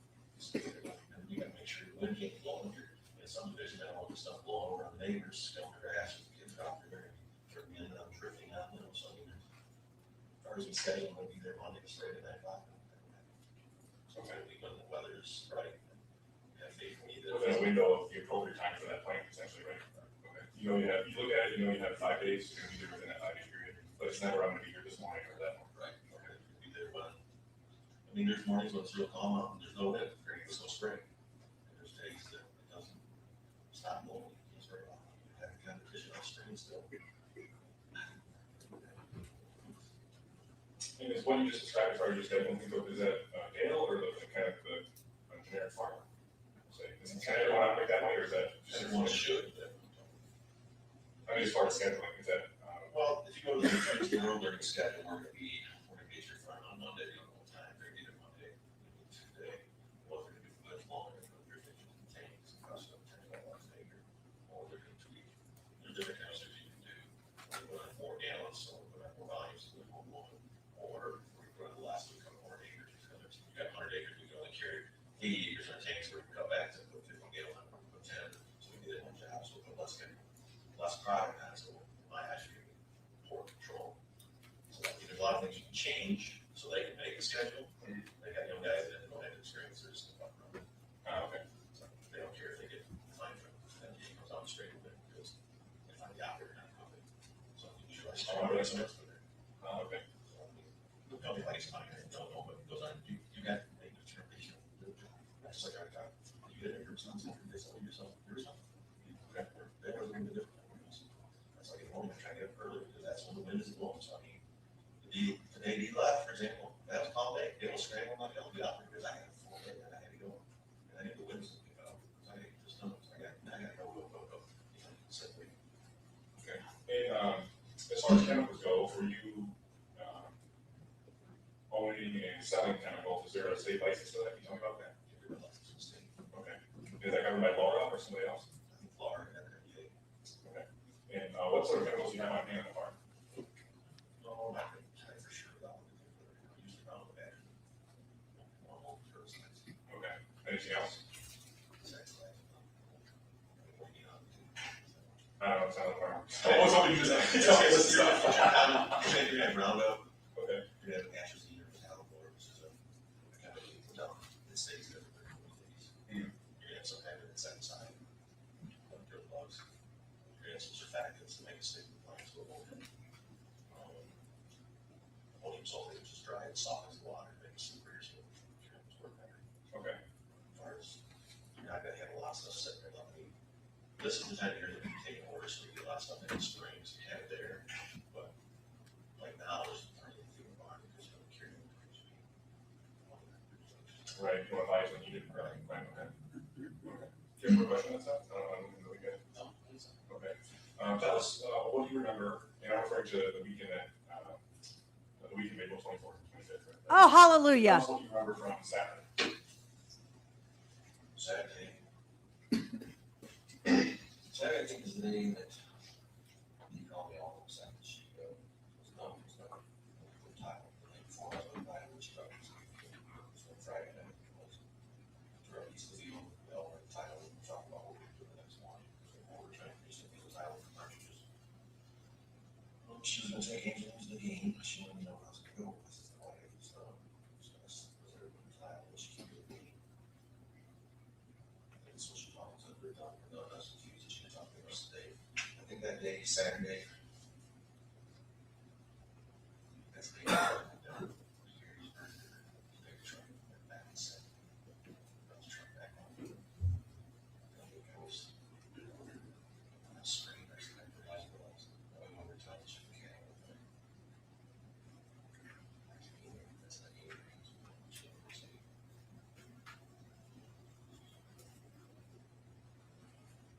So, well, that's not even deep.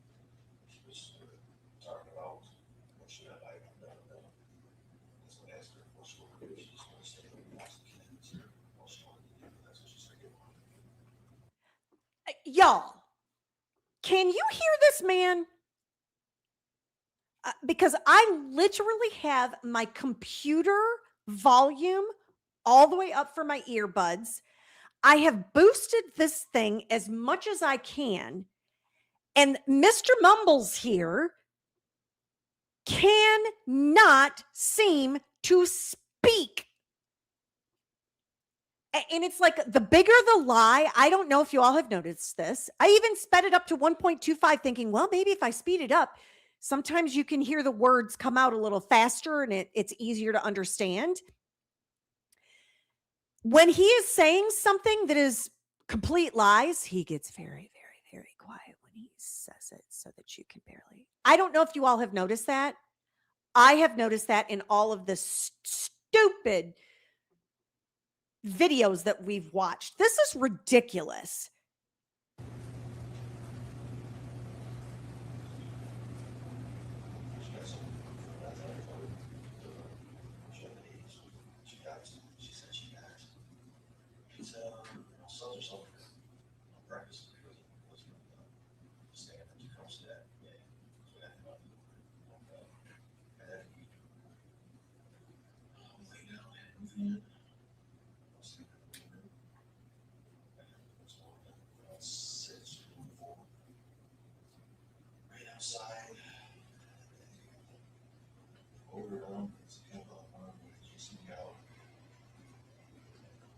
Trash out there, on the spray out.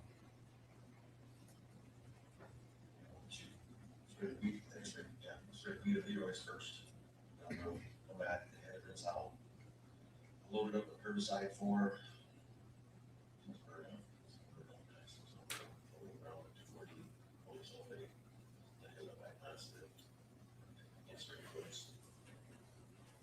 I wanted to purple,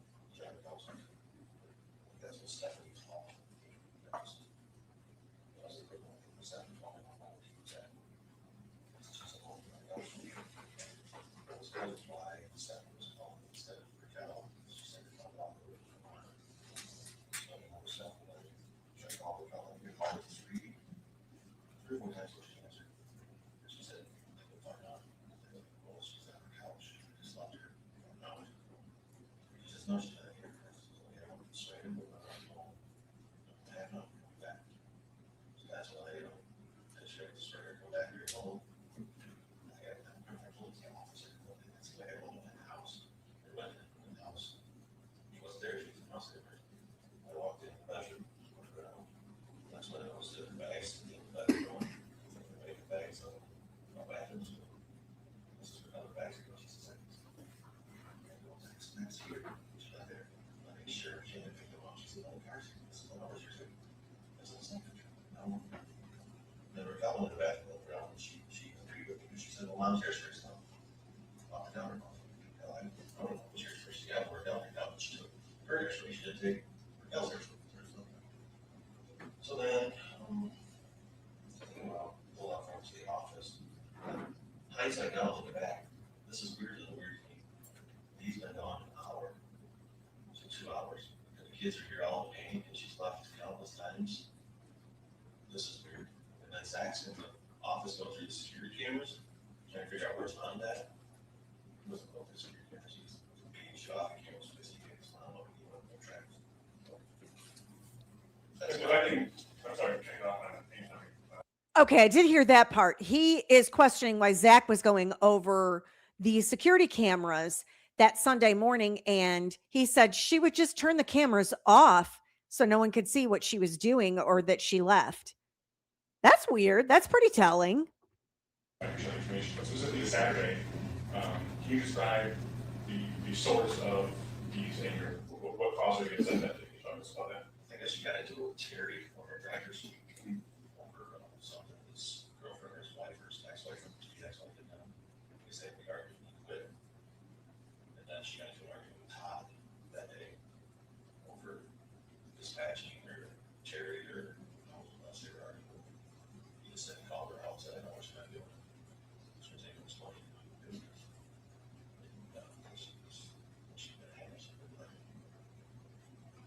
There's it's been told to us that you you had informed the employees, however, that happened, that she was taking Xanax and she didn't take back to that. You describe that to us?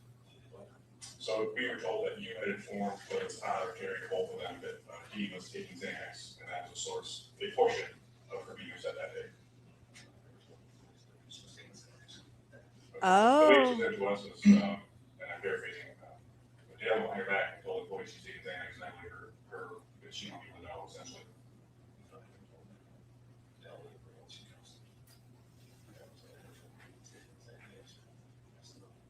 Okay. So outside of the phone call you had with her at the soccer game, you go back to that, what happened from there?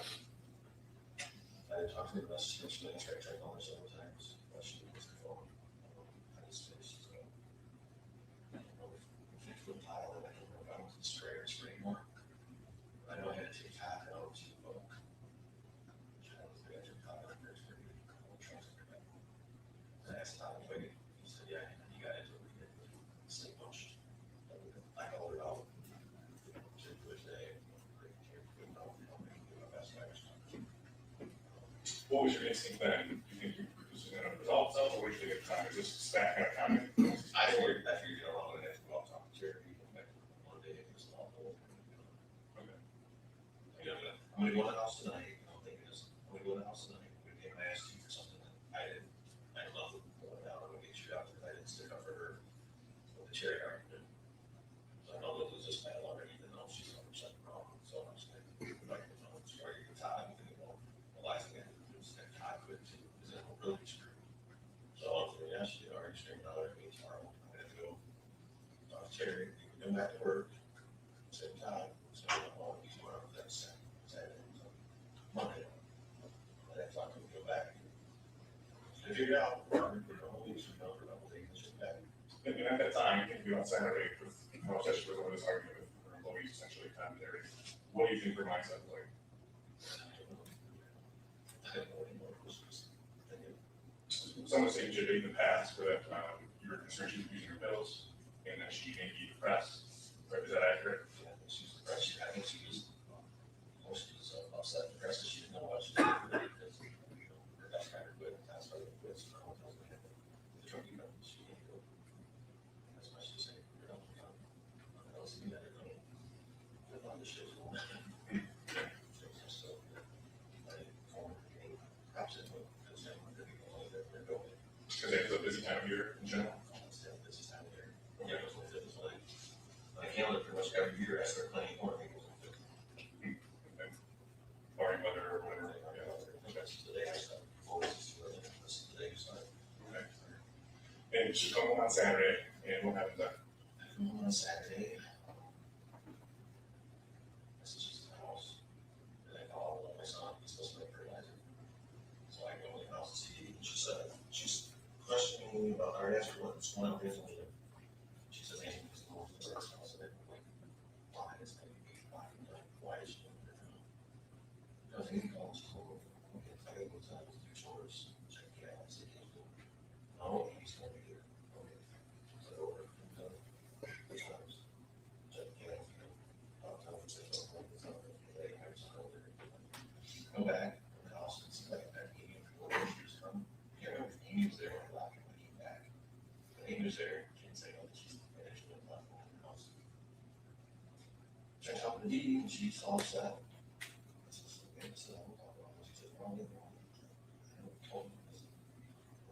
Jerry quit, yeah, I heard Jerry quit, Todd decided to move. So they're both moving. They're going to get more of the kids. What do you want to do?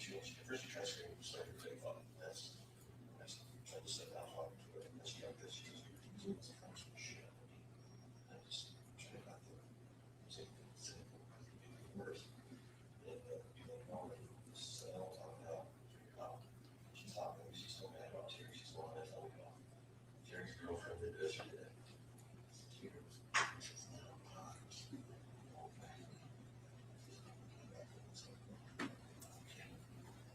Tell Terry that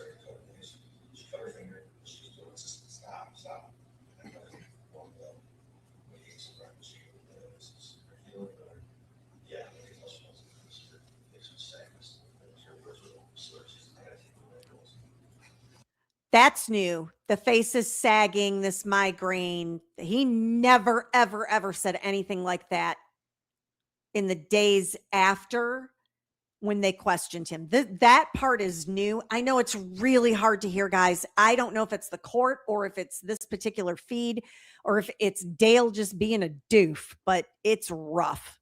I know. I've boosted everything I possibly can think of.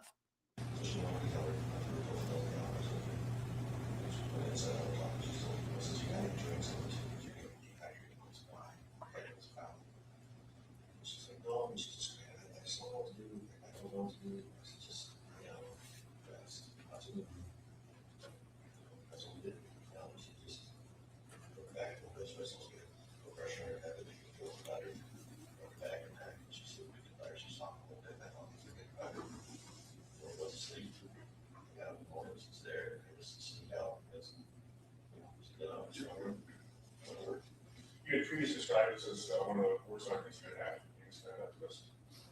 It was one of the worst arguments that we had. That she's never spent a lot of time. I was confused when she talked about it. And after I get into the form, we're all done. A year and a half later, she couldn't come to the line anymore. And all of this she took something down to big stuff. And that was all. Yeah.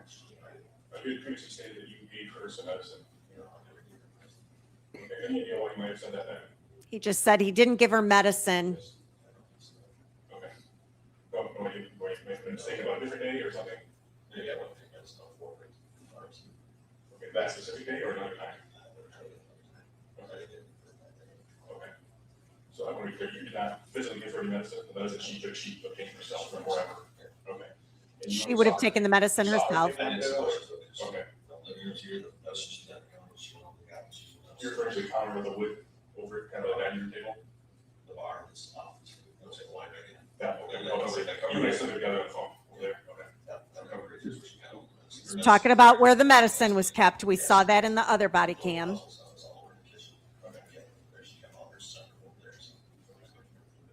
I was over by the kitchen bar, food warmed up, and she's telling me, Phil, or whatever, she went over there, that's another cover, took it from back, and said, no. Okay. And then what time do you and her fall asleep? I was thinking it was on 12 o'clock. Okay. Can you describe that? Where? You both of you? Okay. So you're where on the floor? Okay. Is that common? Yeah. And how often do you sleep on the living floor?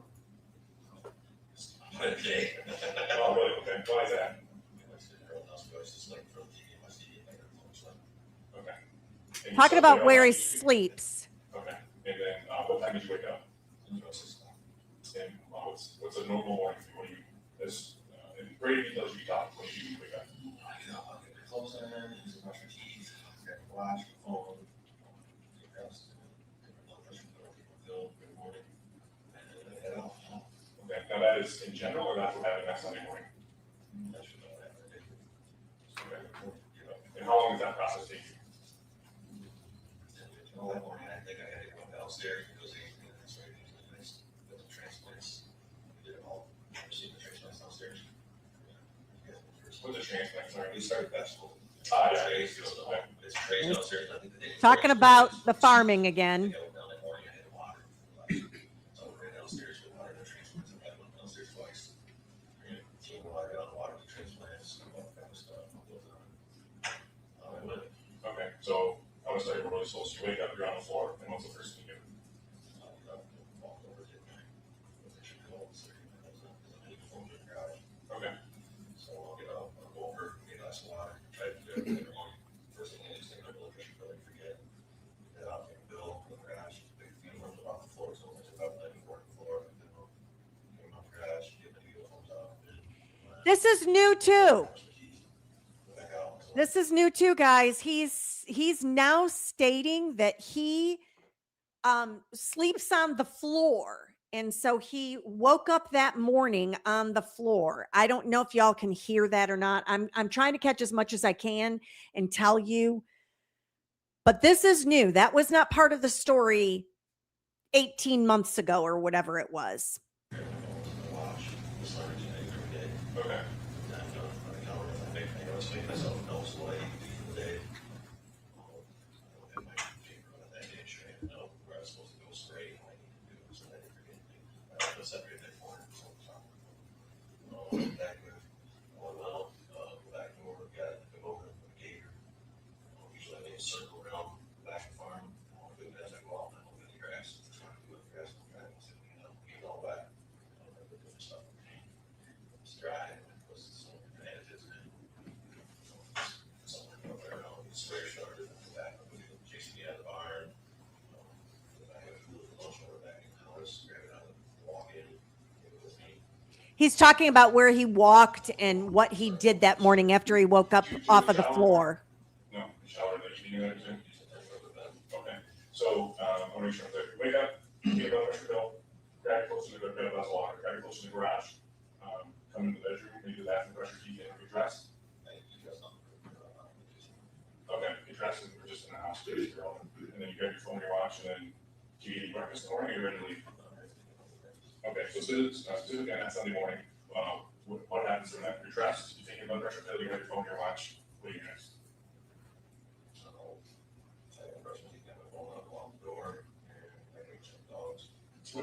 Which kind of get a much door better? Which door is common for you? Okay. He's asking him what door did he normally use, and now all of a sudden he's talking about taking care of the dogs. These are all new details. In the 3 prior times that we have heard him on body cam, none of this came up. And Elizabeth Bailey, you are correct. He said he slept in the bed. She slept on the couch. Now all of a sudden he has slept on the floor. Okay. Where I parked the motor, where, I got the dogs, we're saying, go to the press, got to stuff, some cans off.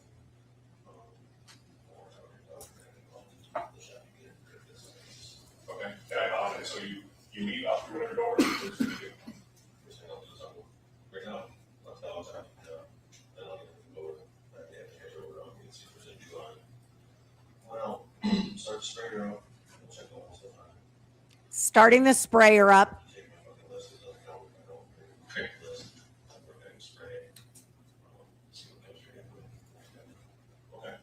So that day, I finished the week from the roads and all that list. And how many acres do you have? How many did you spray? I have to look in the book to sure, I think it was like 10. It took me more time to get out down. Okay. How many 10 acres on the take it? Okay. It's a longer than full. When the US is done, they're going to be go back. It seems like I had a flush of it, so I got to go down 3 times of water and come back. It's rich, it's go down 3 times. Come back again. Look to see if I got anything, they'll get the blower for the KCB. Come over. Our buildings are keep just I keep some back by lower, but all small stuff, it's little jobs, little things you keep up by the office, so somebody shows up to buy some. So I'll go there, get ready, throw my house, go back to the motor, try back to the motor, one of the small ones, and go out, take the PCB up there, and form it, bring them down out. So that point, I think I made 2 pictures, all like different jugs, because that's just, I don't want my sheet right there, sheets. Okay. So my log sheets, I'm gonna actually go time out with the Leroy's, I'm gonna go get my sheet, that tells what time I loaded the barn, what time I got the Leroy's, and I'm back, because I'm loading the next one, right, He's back talking about how he sprays in his schedule and what he writes it on. Write down the sprayer, I need the field, try to break down the acres in it, whose name it is. So just try to double up, so I don't miss it. Right. So that I have those. Okay. So you go out in the house, you go to feed the dogs, and what's the next thing you do? Okay. And you get a toxicity thing. When you take a photo, That's you're what we got a little, what's it called, a little ATV. okay. Like side by side with a, Yeah, with a carburetor. He's saying that he got up, he fed the dogs, and so then the detective asked him, then what did you do after that? And he is now saying that he got basically his gator and I guess was getting in it. Okay. And where's that normally parked? It's usually parked out by the dogs, right by the garage. Okay. And that's parked right by the garage. And you get that, and where do you go from there? That morning, I drove around, that's when I drove around the Boundary Farm. Nicely cleaned out, grass is all, field grass, see if there's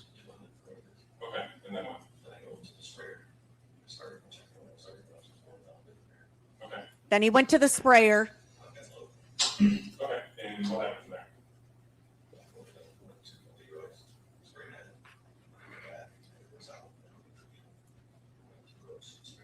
Okay.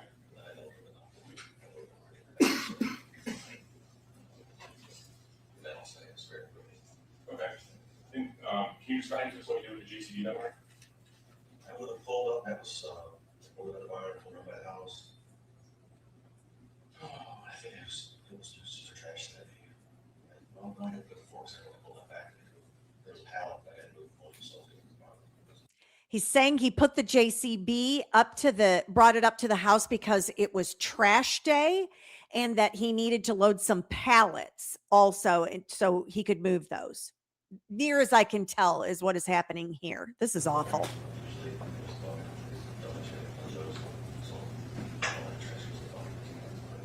Okay. You said you pulled out of the house and you just grabbed those? I think I pulled up by the house, I think I had to really grab my name sheet, my little sheet, for sure.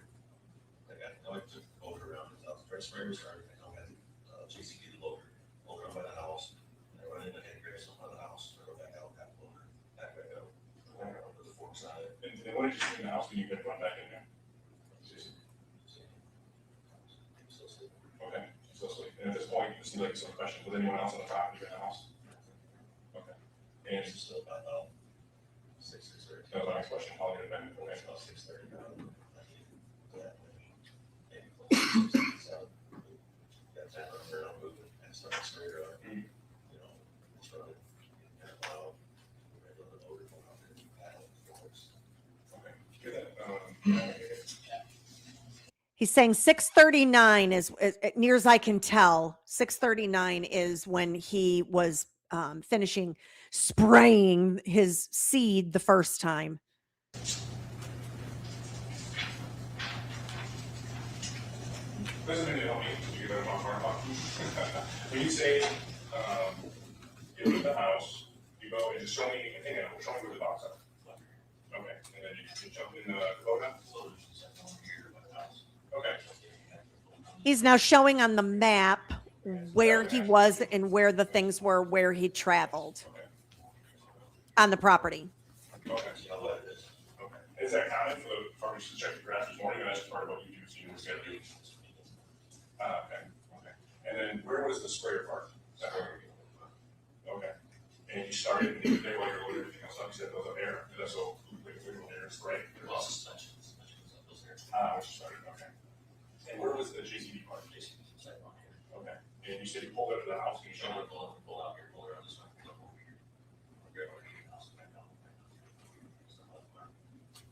Okay. Do you want to make some notes on it? It's okay. She said this is the Kubota. Could you just draw next to the Kubota was?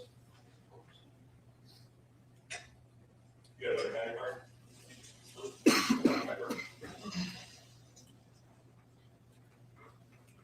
Where's going on frontier for? And then, where's the, if you can mark the sprayer, is it out of the paper, that part? Okay. And where's the JCB part? And then just draw X on it for me, to make sure I understand. Different people call the buildings different things, so I don't make sure. Okay. What do they call this right bar? Oh, okay. And there's that line. He's getting the lay of the land on the property on this map with Dale. You pull on the JCB and you show where you parked it by the house. I'll pull it here. Okay. Can you mark that for me? Okay. And then, where do you go from there? Yeah. Okay.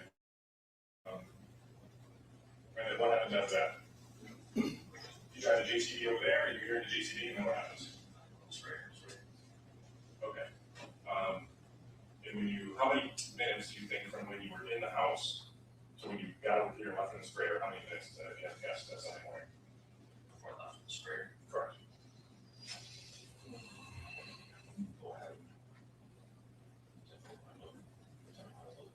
If you have to guess, it's an hour process, it's a half hour. Okay.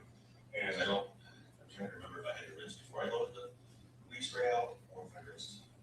I don't remember the other one. now with me now. See, listen, I keep that book in there on the shelf, so I spray for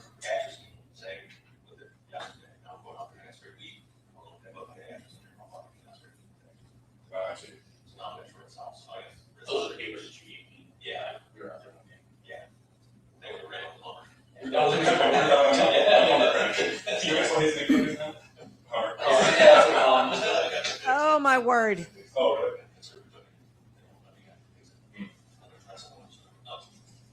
I mean, I'll look at the book, I hate, like, I can come out Ritz, I had Ritz, you know, but if it's up, I look at half an hour, 45 minutes, I might get all the chemicals, the sprayers in here, JCB's gotta go up here, gas stuff out building in front of here, look back, measure confidence analysis with the bottles, you get really, I get the shit out, right? Put the sprayer down, pull it out. Okay. I mean, shoot me on the camera, use the camera, and pull the bottle, show the full image of the sprayer. Okay, and specifically with the JTB, I think this is the question I have to ask was out there. So the Justice for Dee crew, at the time, I think the adult children were at Park had seen the JTB tracks, and that's why they actually pulled the house. Is that accurate? They didn't ask me. That's They asked me. correct. They didn't ask me. Okay, that was understanding because the JTB So they're tracks were Talking about the Justice for D crew, apparently they saw tracks and they are asking about the JCB and where it was. Is that news to you? Yeah, so then I pulled it on the back around behind the house later that day, and I pulled it up next to the grass where I was parked. Right. So when they had seen the hour, they went to the back of the house and the JCB tracks were underneath it. Oh, right. Okay.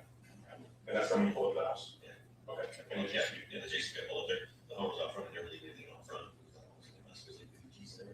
Yeah, okay. So I pulled back around the house, I pulled over next to the grass and parked it. And the normal spot essentially? Well, normal spot's the garage, but we've been parking it outside because I think she had something else in the garage for the caddy, or she parked in the middle of the caddy.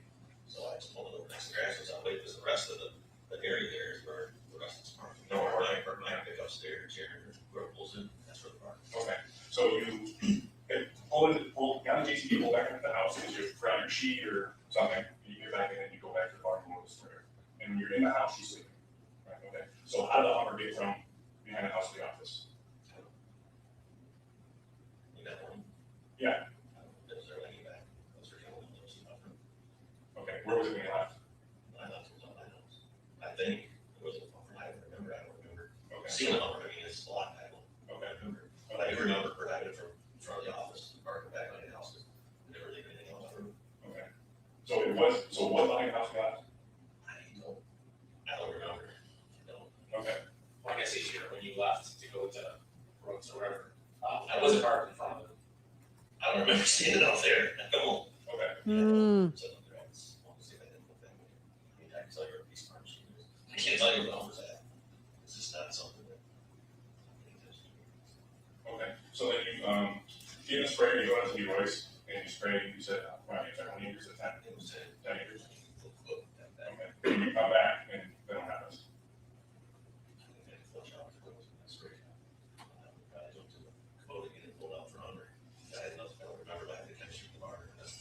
Okay, Loaded up, I heard how they pull it back, and I stop, pull back in, load it. and the next shot, Ryan, I'm sorry, you're going to, was it first Brooklyn? Some Brooks. Brooks, I'm sorry, okay. And then where do you go from there? Okay. And then what happens then? That's when the stuff comes from. Okay, and what do you do after that?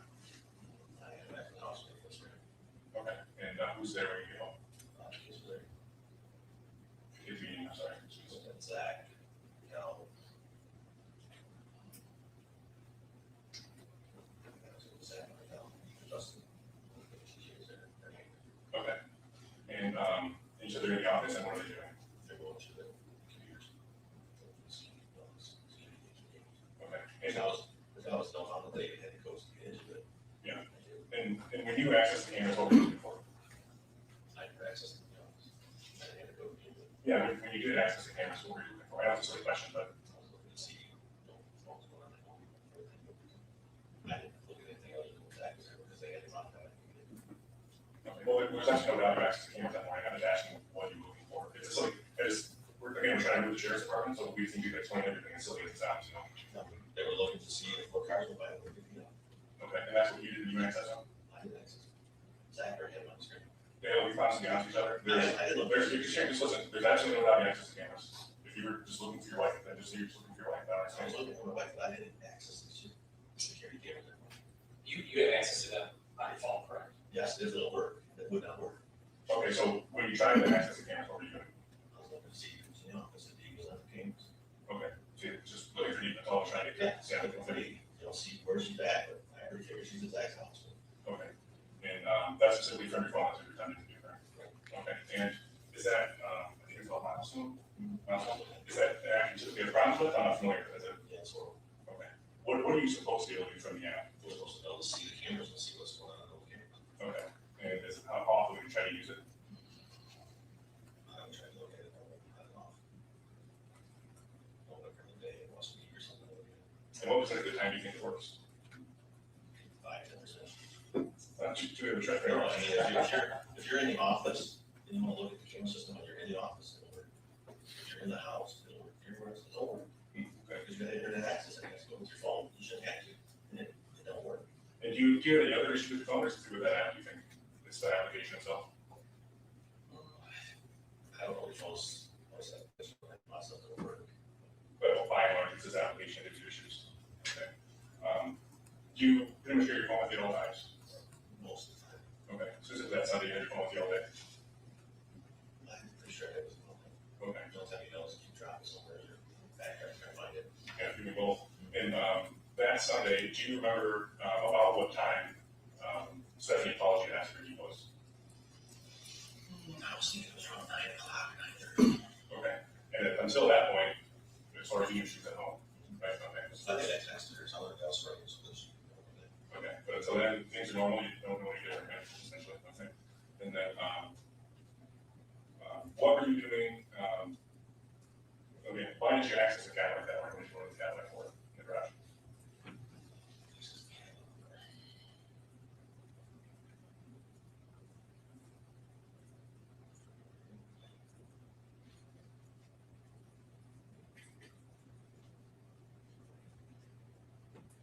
You access the Cadillac. You're like that. He's being asked why he accessed the Cadillac. That's what this big pregnant pause is. I'm not sure. Something that I got out. I'm not sure. If I opened the door, I got out. I didn't. She's got the key.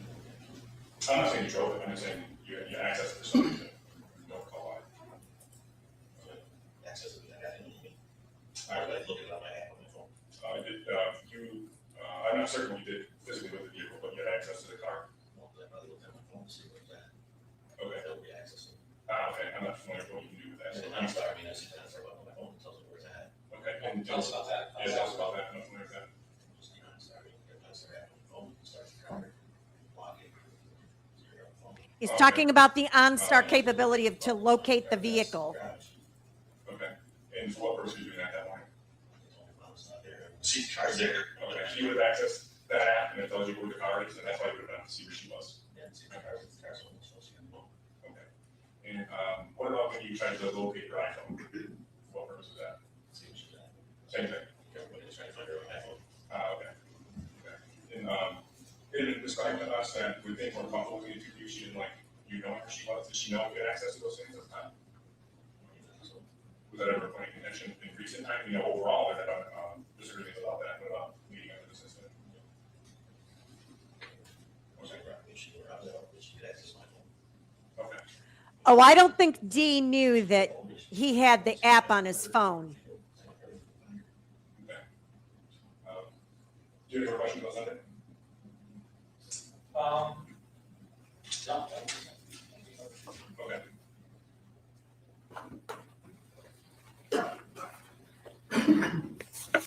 Okay, everyone. So we do not have our ears assaulted. Adjust your volume. And we'll see how things go now.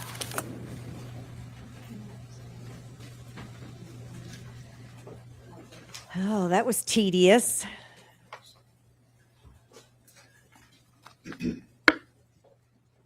All right, so during the course of that interview, you had the defendant draw on something. What was that? It was a ear view, a satellite image of the Munger farm. I'm going to hand you People's Exhibit 124, and we are going to, okay, we're going to switch it out on the iPad. I'm going to have you get it out, though.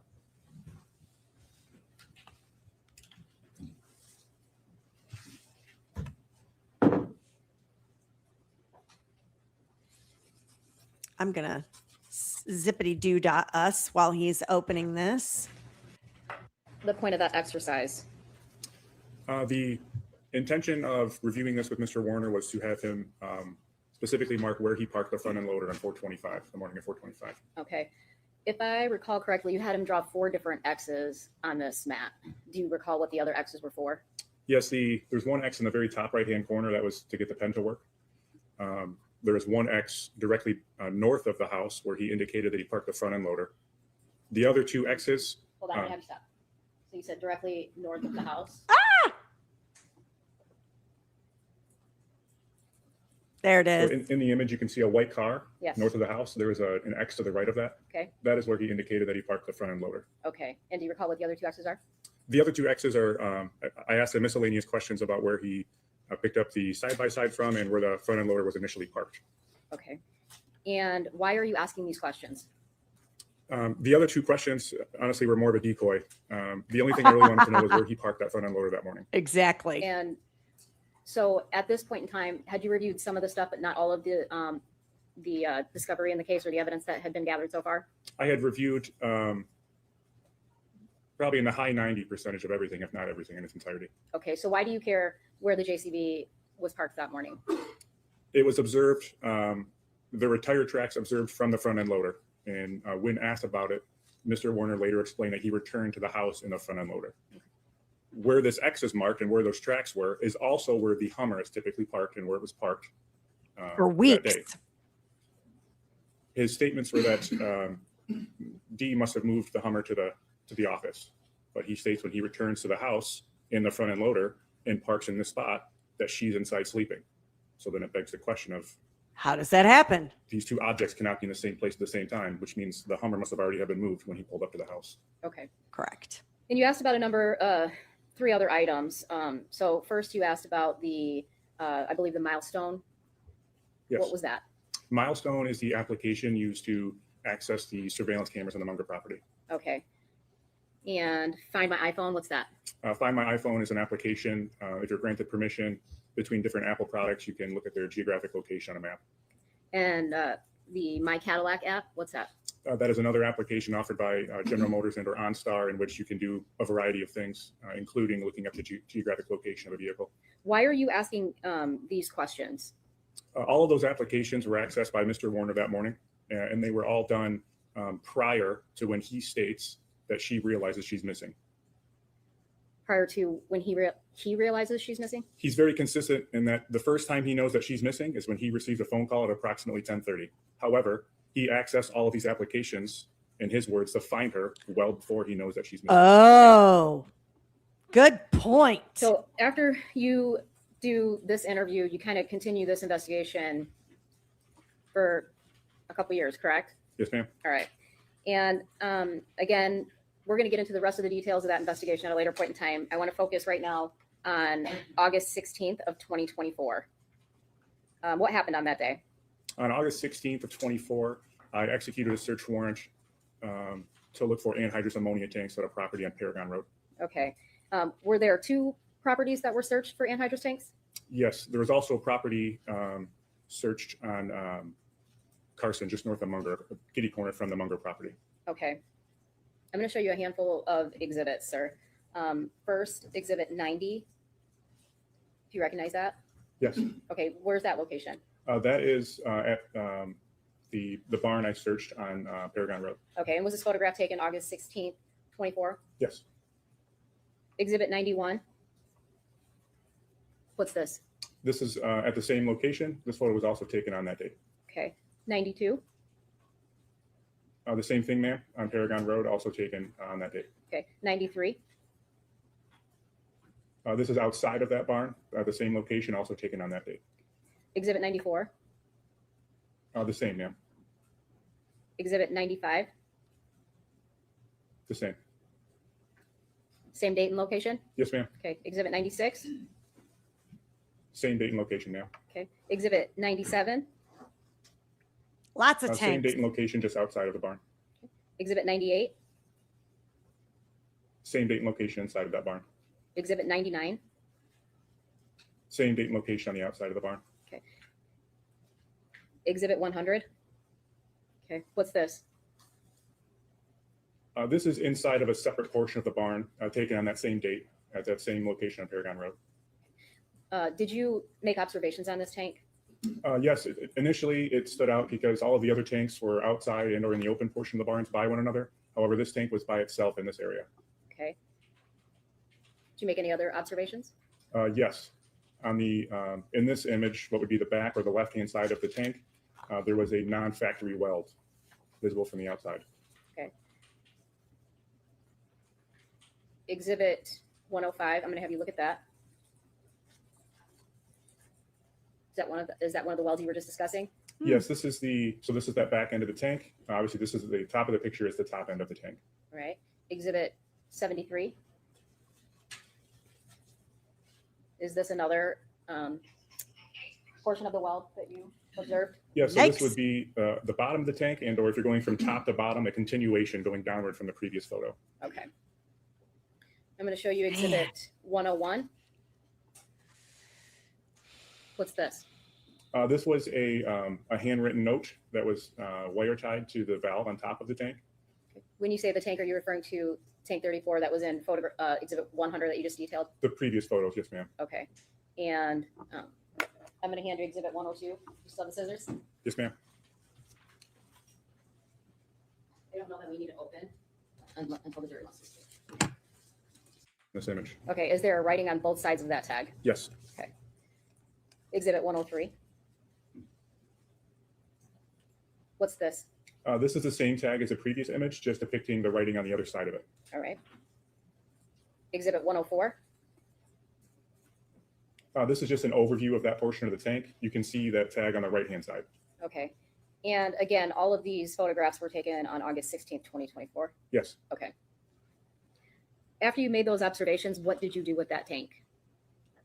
I contacted a tow truck company and I escorted it to the Ambassador Bridge for an x-ray. I'm going to have you look at exhibit 106. Escorted it to the Ambassador Is Bridge. that the image What? you received from the Ambassador Bridge? That's correct. Must be a company. Again, this was on that same date that you observed the other tanks, 8/16/2024. I have to fill in the blanks for you non-Michiganders.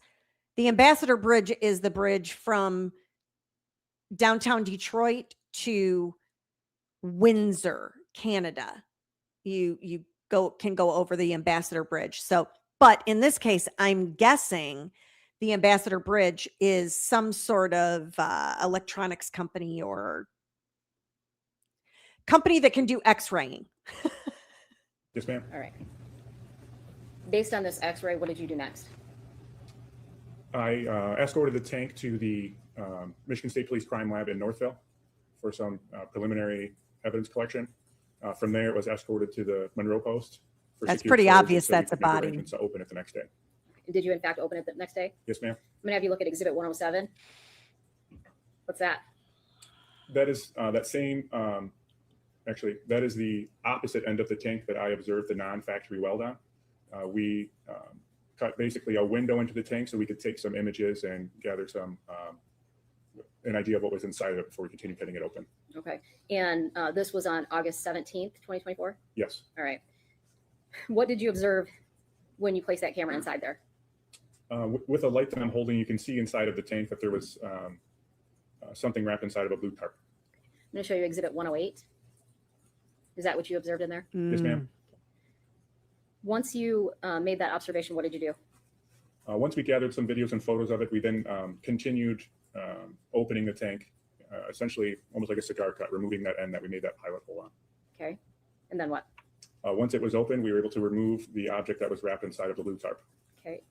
And what was the object inside the tarp?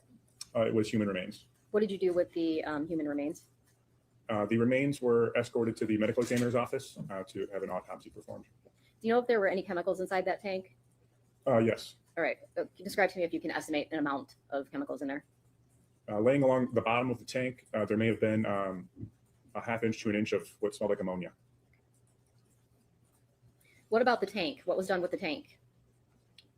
From there, the tank was escorted to more long-term storage until it could be evaluated at another date. Okay. Was that tank processed? Yes. All right. Was it processed on the 17th or a different day? It was processed by lab personnel on the 16th and 17th. Okay.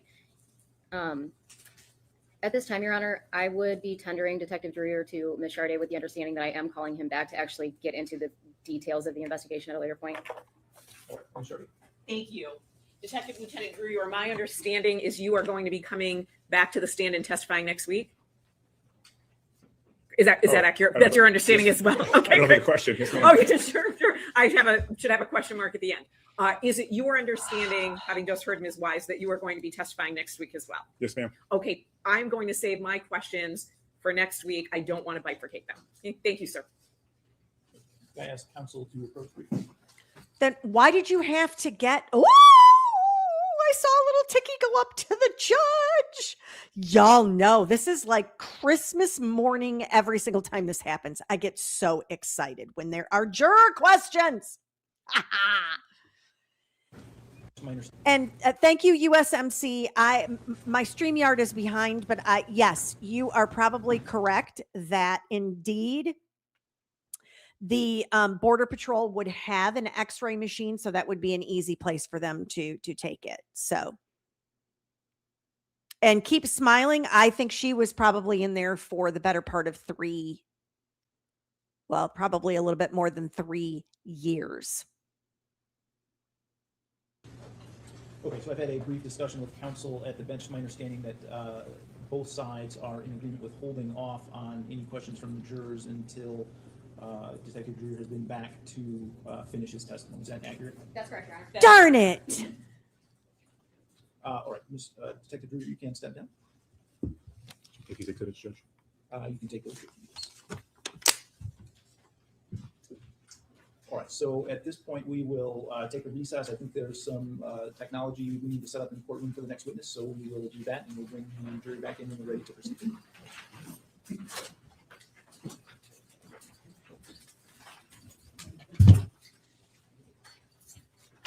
Okay, let me get us caught up here to the next bit. Sit down. Okay, let me take care of some of these questions. So yes, thank you so much, USMC. They probably have an X-ray machine, Border Patrol. Absolutely agree. How long? Keep smiling. I answered that I believe it was over 3 years. She went missing April 24th, 2021. Her remains were found in August 2024.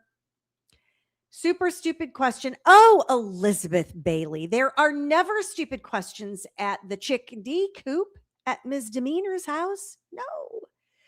I must have missed it, but how were they tipped off to look at the tanks several years later? We heard in opening statements that the reason they chose to look there is because there was a search on an iPad that they seized in one of the search warrants.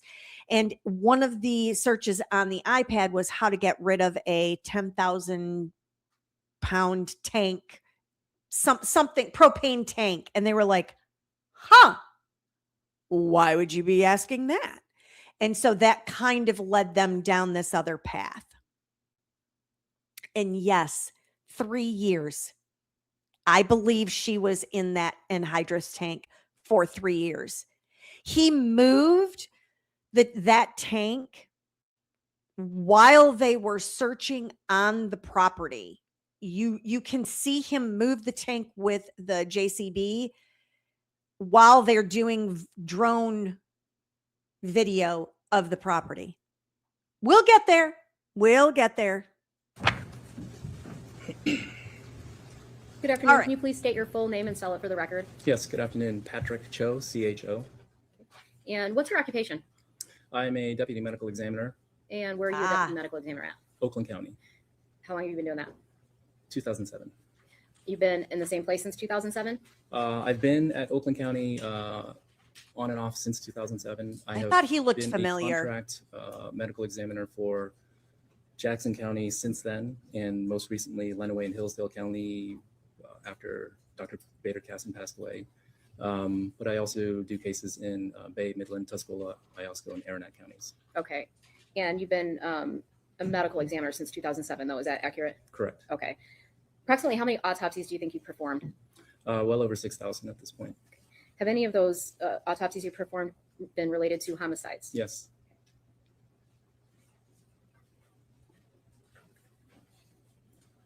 Have you ever been admitted as an expert in any courts in the state of Michigan? Yes. Have you ever been denied that? No. Over 200 times in federal circuit and district courts in 11 different counties. All right. At this time, Your Honor, I'd move to admit Dr. Patrick Cho as an expert in forensic pathology. We leave it to the court's discretion. Thank you. All right, I will so certify, Dr. Cho. On August 20th, 2024, did you perform an autopsy on Dee Warner? Yes. How did you identify her body? So the body was, it was presumed at that point on August 20th. The dental identification came later, verification of Dee Warner. So that's how it was. Okay, so on August 20th, 2024, you presumed it was Dee Warner, but at a later point in time, you were able to confirm it through dental records? Correct. All right, and do you know how long that took to confirm the identity? Offhand, I don't. All right. When you did the autopsy, I noticed you did an external examination and an internal examination. Is that accurate? Yes. All right, let's talk about the external exam observations first. Just give me a brief overview of what you observed when you received her body. Sure. The body was enclosed in a body bag, as is normal. Once the body bag was opened, the body was actually wrapped in 2 polyethylene tarps that were secured with duct tape. So that was the initial Wow. exposure to the body. Okay. Did you unwrap those two tarps? Yes. What did you observe when you unwrapped those? There was the body of an adult female. The legs were bound with duct tape. The arms were bound to the torso with duct tape. There was duct tape over the nose, mouth, part of the head. I'm sorry, I have to back this up because I was reading USMC, your question. Yes, the welding burns were, I believe, I'll check my notes because I think it was the next day is when they were noticed.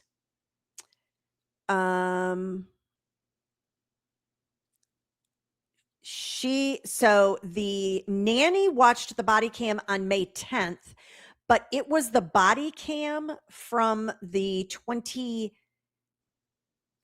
or 26th of April. So it would have been, yes, within 3 days, definitely, that those burns were seen on his arms. So yes, you are correct. And I just don't want to miss this. So I'm going to back it up of how her body was. I got the wrapped in 2 tarps with duct tape, but then I feel like I missed something because I got distracted. Squirrel. Did you unwrap those two tarps? Yes. What did you observe when you unwrapped those? There was the body of an. The legs were bound with duct tape. The arms were bound to the torso with duct tape. There was duct tape over the nose, mouth, part of the head. And then there was brown, kind of red debris, sludge. Did the body have any clothing on it? There were what appeared to be pajamas, top and bottom, and underwear. When you say appeared to be pajamas, what do you mean? They looked like just standard ladies' pajamas, but because of the dirt and red, maybe they were light sweats. I don't know, but I thought they were pajamas. So. Okay. Did you? Was there any jewelry on the body of Miss Warner? Yeah, there were 2 metal posts with clear stones in the right and left ears. Pardon me. And there was a metal ring with clear stone on the right 4th finger. Did you observe any injuries to the body of Miss Warner? Once the tape over the head, face, and neck and arms were removed, there were contusions on the right and left cheeks, lateral aspect of the left eye, contusion on the left shoulder. I believe that was it. No, there was a small contusion on the back of the head as well, the scalp. Did you observe any internal injuries? Once we completed our external examination, we proceeded with an internal examination, standard Y incision, opening up the abdominal and chest cavities, and then the head. There were obvious blunt force injuries of the left temporal parietal scalp regions and on top of the skull. There were subdural hemorrhages over the brain, so that's indication of blunt force injury. There were contusions about the tongue, not contusions, but bruises about the tongue, and there were petechial hemorrhages on the epiglottis. Oh. Yeah. You use the term epiglottis. So that's why I was looking at if you want Okay, me to I explain. do need to know, yes. The epiglottis is a cartilage tissue that overlays, well, while we're talking here, it's in an upright position, but as we chew and swallow food or drink water, it'll close over the windpipe so we don't aspirate. So that's what that was. Okay. And you use the term contusions. What does that mean? So bruising, another way of putting Okay, hemorrhaging. hemorrhaging within the muscle. I have to tell you, every time I hear epiglottis, it reminds me of my son. And when years ago, Shrek, there is a scene and she sings, blah, and you can see in the back of her throat. And my son always called, we would always say, oh, you could see her epiglottis. And my son couldn't say epiglottis. And so he would say, Mama, Mama, you can see her cup of lettuce. And so it has remained in our family. Anytime we see that, oh, look, we can see your cup of lettuce. I just had to share that because epiglottis is not a word that you have in your daily life, of course. So, Yeah. he had quite his own I'm going language. to show you some exhibits and kind of have you walk me through what you observed. I'm going to have you get in front of, does that microphone, You can pull that out. This? Yes.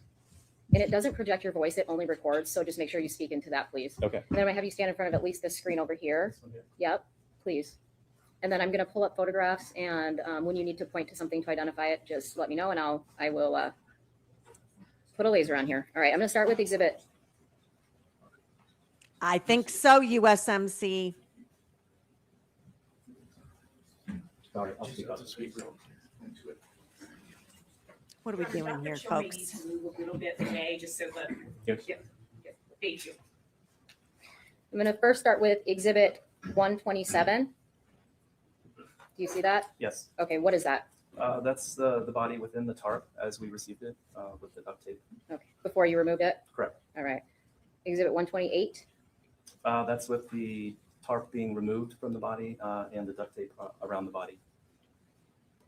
129. Same thing.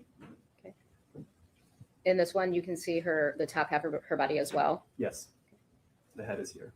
Okay. 130. This is with the body bag, the tarp removed and just the duct tape around the ankles and lower legs. 131. This is the head, the top of the head, and there's duct tape over the nose and the mouth here. 132. This is just with the duct tape removed, the teeth, I think prominence of the nose is here. 133. This is a cleaned up photo of the head. Once we've removed the bag and all of the debris, you can start to see some contusions around the right eye, left cheek. Your Honor, is it okay if I ask if everybody can see that clearly, or if I need to point anything on we're good? Okay. Exhibit 134. This is just a same kind of area that's being photographed, but from the left side. So you can see better the contusions that are on the left side of the cheek and the lateral aspect of the left eye. Exhibit 135. Left shoulder, there's a contusion on the left shoulder. 136. Just a panned out shot of the shoulder and the head. 137. This is the back of the head. There's an area of contusion that I was pointing to earlier on myself here.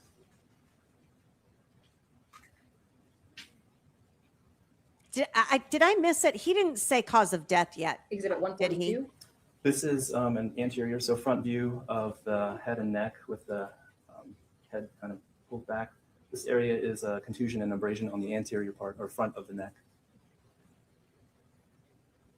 Exhibit 144. This is the metal ring with clear stones I was talking about on the right fourth finger. And I'm sorry, I didn't hear you. Did you say on the right? Right. fourth Right hand, finger. okay. Pardon me. Okay, no, it's okay. I'm going to move to the internal injuries. I'm going to have you look at exhibit 138. So this is the top of the head with the scalp reflected back, and we're seeing the top of the skull. This area here is a contusion that's on the skull, so we call that a subgaleal contusion. This is on the undersurface of the scalp, so that's a subcutaneous contusion. More of the same on the back of the head as well. 139. This is the right side of the head, showing very much the same thing. So on the surface of the skull, there's some contusion, and then on the undersurface of the scalp, there are contusions in that area.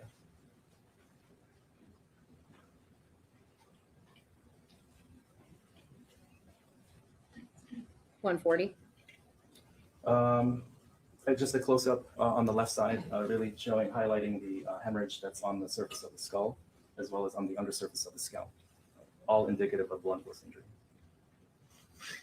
141. This is with the top of the skull removed. This is the surface of the brain, and there's all this residual subdural hemorrhage. So there's been bleeding on the surface of the brain from blunt force injury. We're right there with you, Kelly. It's okay. 143. So the epiglottis that I talked about before, that flap, this is the epiglottis here. And what you'll notice are these petechial hemorrhages here. Those hemorrhages shouldn't be there. And there's also bruising on the back of the tongue, as I had mentioned, around the areas, but that's the petechial hemorrhages. So you use the word petechial hemorrhaging. What does that mean in layman terms? I think that's what happened. Petechiae Okay. are just pinpoint hemorrhages that occur when there's been intense pressure. And we're talking about the vascular system here. So vessels are carrying blood, and when constricted or compressed, it's just like a hose. The water or the fluid is going to want to go to the path of least resistance. So in this case, the blood will go to the smaller arteries until there's, and vessels until there's an endpoint, and then there's nowhere to go, so it'll burst. And that's what gives us those petechial hemorrhages. When you discuss the bruising under the scalp on the left side, Yes. and had the scalp pulled back to look at it? Yes. Okay. Would those injuries necessarily cause the skin to break open? Not necessarily. Okay. And tell me about the internal, I'm going to go ahead and have you can take the stand again. And if I need to show you an additional picture, I will.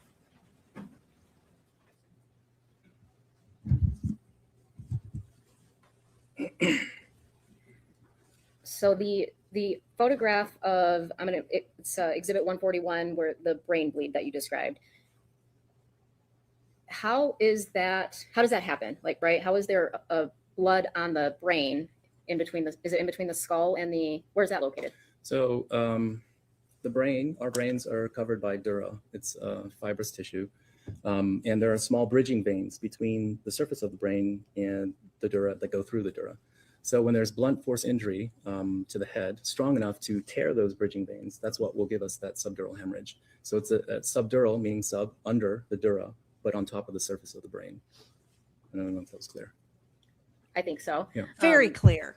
Is there anything about that injury, the brain bleed, that you saw evidence that it would bleed outside of the scalp, if that makes sense? Yeah, no. So there were no skull fractures. So no, it would stay contained in that space. Okay. Were you able to determine a cause of death in this case? Yes. And what was that? Strangulation and multiple blunt force injuries of head and face, I guess. Okay, so you came to two separate causes of death? They both contributed, yes. Okay, could either one of them independently have caused her death? Yes. Were you able to determine the manner of death? Yes. And what was that? Homicide. Did you also do toxicology in this case? Yes. Oh, Was there any evidence of oxycodone in Miss Warner's body? No. As a result of doing the autopsy on Miss Warner, are you required to sign a death certificate? The chief medical examiner signs the death certificate. Okay. I author a report. All right. And who is the chief medical examiner in Lenawee County? Dr. John Maino. Maino. Okay. Sorry. Yeah. And thank you. Was one done in this case? Yes. Were you able to determine, well, let me ask you this. CSI, Law and Order, they'd have you believe when you find a body, within 20 minutes, you know the exact date, the exact time of death. Is that how that works? No. Okay, can you explain that to me? How do you determine date of death? A lot of it's multifactorial. It's based on investigation, last known alive, body condition, all of that. Okay, and in this case, People's Exhibit 259. Oh, you can't see that, can you? I can walk up. Should I go? No, I'm going to come to you.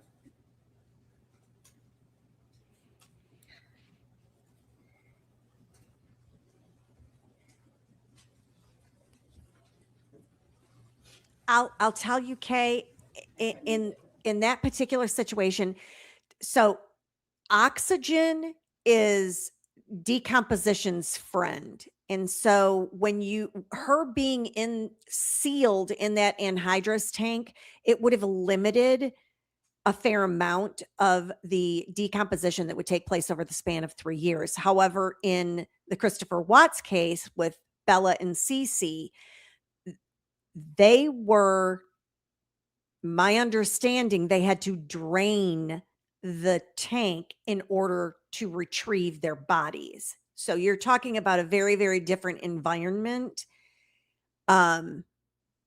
So I think that's probably why there is a significant difference.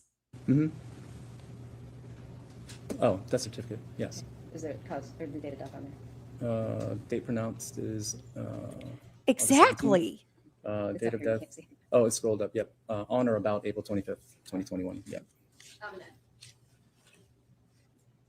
Thank you, I'm gonna ask you that Courtney. again since I'm back here. Yep. So the date of death on the death certificate, Is on or about April 25th, 2021. was there anything about the condition of Miss Warner's body that made you believe she could not have died on or after April 25th, 2021? No. Okay. She looked a little bit, when I look at the pictures, I'm kind of shocked to see the way her feet are bound,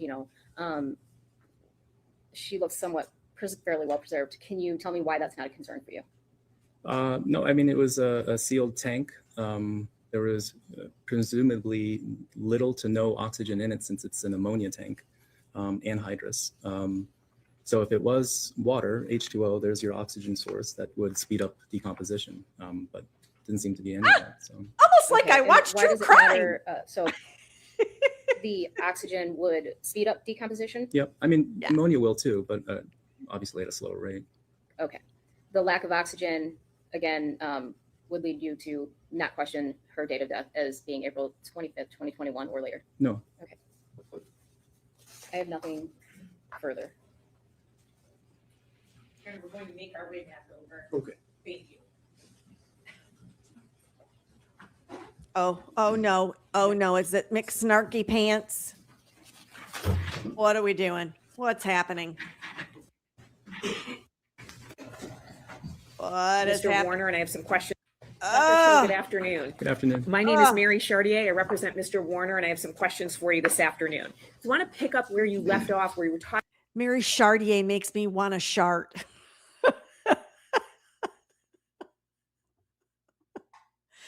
Also a good point, USMC. Yes, the heat from the welding would have sucked oxygen away. And Melissa, yeah, you're on your own with that one. My soul can't take the kiddos, the little ones. I know way, way, way too much about the Christopher Watts case than I should. What I will tell you is anyone that is interested in that case, there is a ton of body cam and recordings from him in the police department when they were questioning him. Pretty much everything you need to know about that is in that particular data.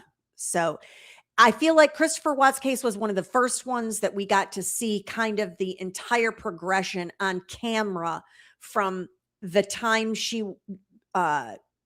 Shanann was reported missing until he finally spills the beans, so to speak. So Talking about the date of death was on or about April 25th, 2021. And you said two things factor into that determination, an investigation and then the body condition. Is that accurate?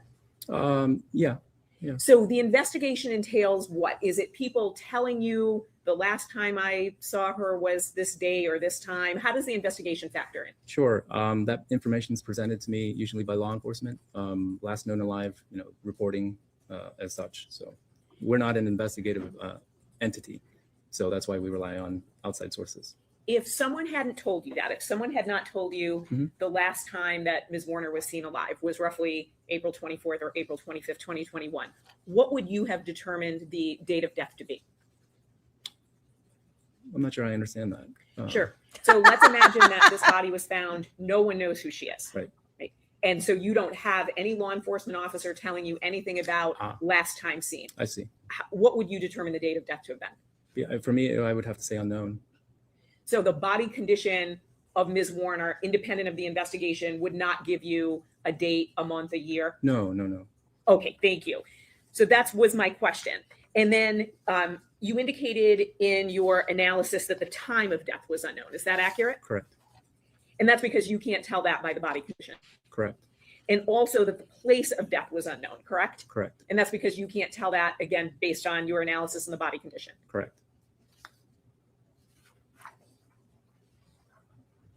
You had indicated that there can be two causes of death, strangulation and then blunt force trauma, correct? Correct. Can you tell what was the cause of death or both contributed to death? Both contributed. Both contributed? Yes.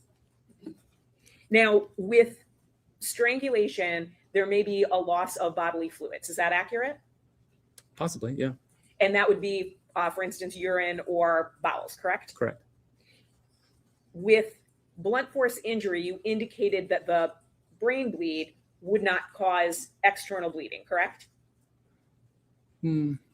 Or am I wrong about that? No, I think the question I was answering was, what I thought I was answering was a subdural hemorrhage. Did she? Would there necessarily be an external source of bleeding or bleeding from that? So, as I said, you can get a subdural hemorrhage without a skull fracture. So I'm not sure I'm answering your question. So that's okay. That's I all will she ask ever of maybe a does, more Disney. Particular question. With the injuries Just that you repeats. noted on Ms. Warner, could any of them have caused external bleeding? So can you specifically cite which injury you're referring to? Any injury on her body, any contusion, Sure. any injury. So any of the contusions that are visible, there could be external bleeding. And with the brain bleed, or the strangulation, is there any chance, for example, of bleeding from the nose, from the mouth, anything like that? I suppose it's possible. Oh, this attorney, Do this you lady. know the instrument that caused the blunt force trauma? No.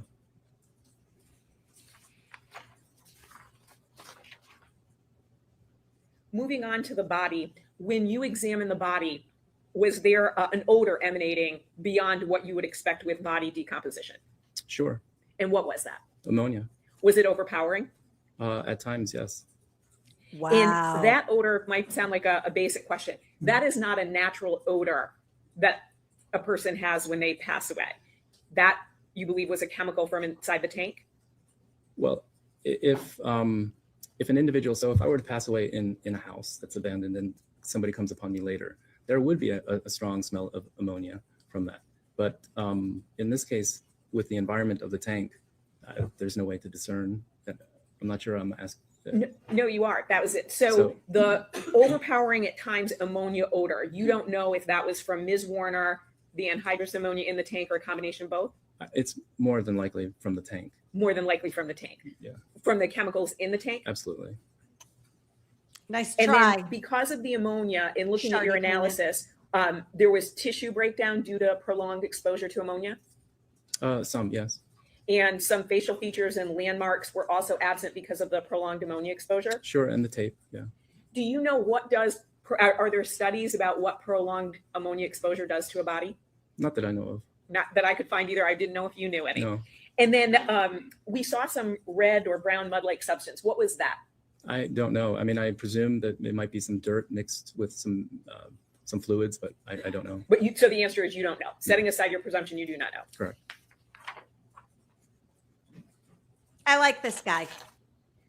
Now, was there any rigor mortis when you examined Ms. Warner? No. Talk to us about that. When does rigor mortis set in? Generally, after a couple of hours. It should be present under normal environmental conditions for up to, 24 hours. It'll start to break, and then we'll go away. What is rigor mortis? It's the stiffening of our muscles after death. So if someone is in rigor mortis, can you move their body in terms of like bending it and things like that? Sure. And what would that do to the condition of the body? Nothing. Would it cause any sort of indication of injury, break a bone, anything like that? Sometimes, I mean, if you have a really brittle osteoporotic person, it could. Now, if a body is placed in a certain position Mhm. when they're in rigor mortis, and then the rigor mortis lapses, what would be the impact of that? The body would just stay in that position. The body would stay in that one position. Correct.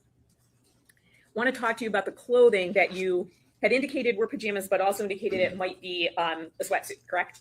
Correct. So what particular pieces of clothing did you find? Top and bottom, pajamas, and underwear. In underwear. So are you talking about a bra, or are you talking about underwear? Underwear. Underwear. So underwear, so Panties. bottoms and top. Was the top crew neck, hoodie? What was the top? I don't recall. You don't recall? No. Would looking at a photograph help Sure. refresh your memory? Ms. Saylor, would you show Dr. Cho 1413, please? This doctor is so nonplussed by this lady. 1413. And if you could just take it up to you. Oh, but she's trying. Shardy Pants is trying. Without my glasses, I took a 0 as of 1.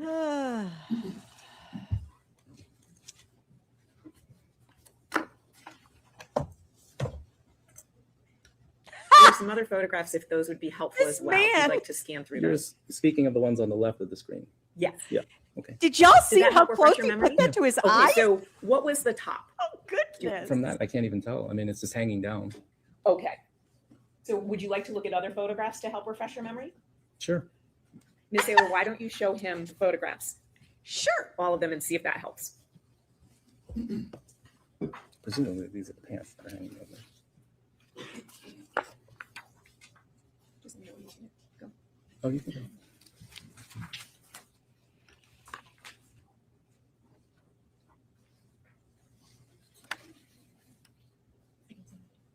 Yeah, please do.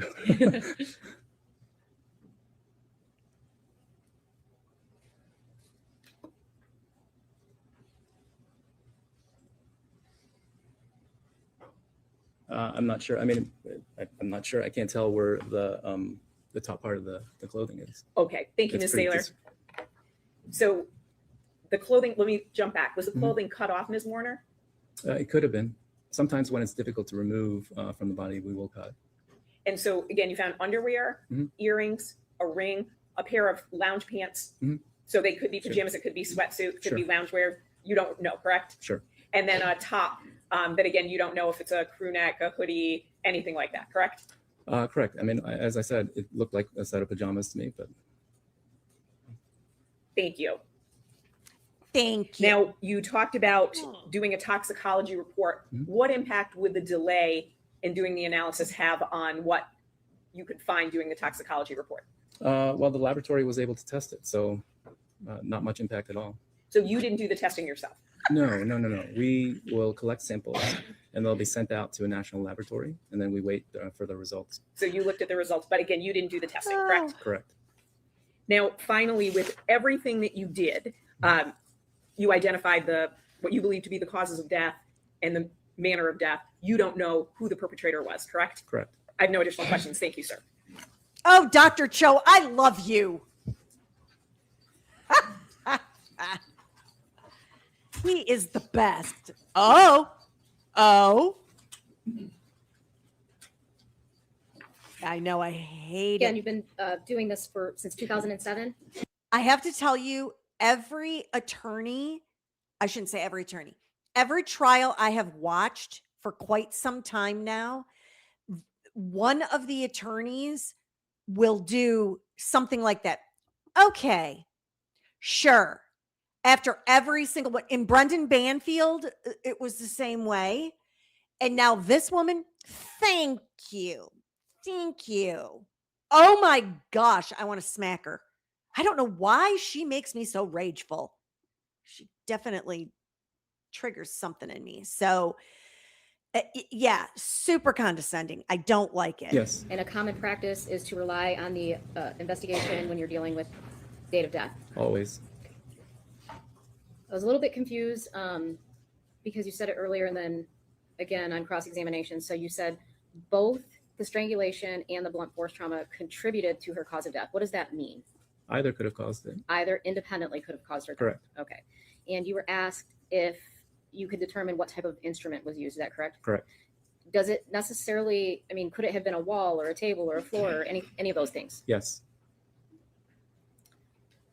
The brownish red substance that was on Miss Warner's body, have you ever seen anything like that? Not off the top of my head, no. That's interesting. I wonder what that was. Thank you. Nothing further. Nothing I wonder if additional. we'll find out. We do have one question from Oh. the jury, if you would approach. Oh boy, we got a juror question. Don't fail me now, Judge Olsaver. Okay, is it possible that contusions can be from moving the body after death? Oh. No. Do you want me to explain? Or just simply no?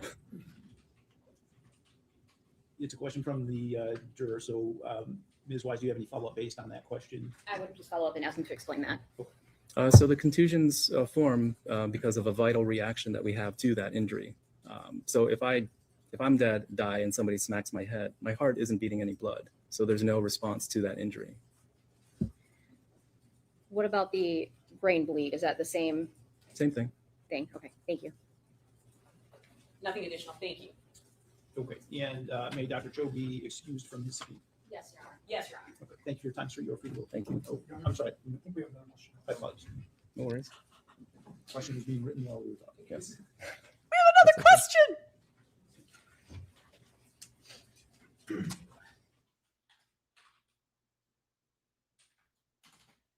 Oh my, I just get so excited about the questions. All right, they're all talking about it. Okay, let's find out what it is. Can you tell if the body was killed inside or outside? No. Anything in follow-up to that? No follow-up, Your Honor. No, thank you, Your Honor. Okay. You all set with questions from our jurors? Don't see anyone ready, so okay. All right, thank you, sir. You're all free Thank to you. All righty, folks, I think.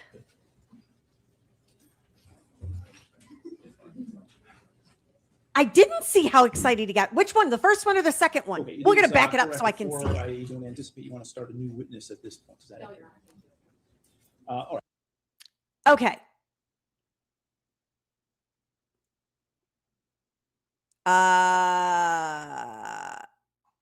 Rust from the tank, perhaps? Do you think there'd be rust inside of it? Because usually rust is indicative of being exposed to some sort of like oxidization. I don't know if inside of it would get rust. The second question, oh, okay. We're going to just back it up here because we're done with testimony for today. We're right on track.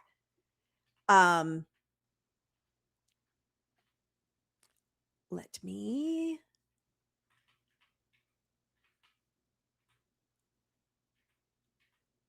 see if I can find it here. Let's try that. Okay, and may Dr. Cho be excused from his seat? Oh, no, Yes, no, Your Honor. no. Yes, Your Honor. Okay, thank you for your time, sir. You're free to go. Thank you. Okay, thank you. Be excused from his seat. Yes, Your Honor. Yes, Your Honor. Okay, thank you for your time, sir. You're free to go. Thank you. Oh, I'm sorry. I think we have another motion. I apologize. No worries. Oh, Question is being written while we were talking. Yes. That's okay. it's okay, Judge Olsaver. We like it too. Yay! I love the juror questions. Oh my goodness. I love that we are seeing juror questions. Okay. No live stream tomorrow night. I will send a notification out. Kind of let me know in the chat. Are y'all wanting to do like a morning thing? Do you want to do a Saturday night stream? Tell me what you want to do. I'm not hip on a Sunday. Sunday's like my sacred day. That's when I get my laundry done and my baking for the week and all of that. So Yeah, I don't cook. You know, you all know Mr. Demeanor does all the cooking, but I do bake. I love me some baking. So let me know what you all are thinking is going to work best. I don't mind doing a Saturday night. I don't mind doing a Saturday morning. To get whatever testimony happens tomorrow, we can go through that on Saturday. And dealer's choice, Elizabeth Bailey says. Yeah, I feel like a lot of people have plans in the evening, Kelly. So I don't want to do too early because I know that Melissa is in a different time zone and she might want to join us. So I'm going to say I'll probably plan it for maybe like 9:30-ish. Maybe.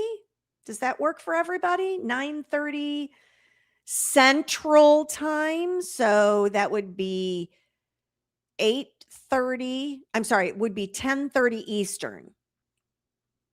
And I mean, I can do it at 8:30. Is that too early? Melissa, tell me if that's too early.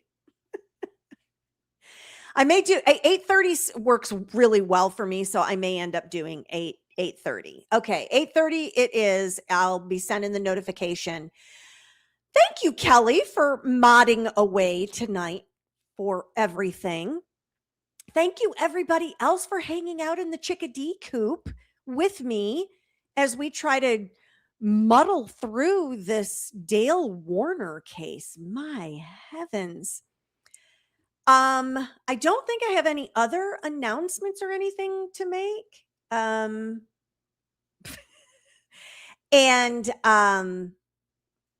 everybody, I believe the closing ceremonies are tomorrow night for the Olympics. That's part of the reason I'm not going to do anything. I'm going to spend a nice chill evening.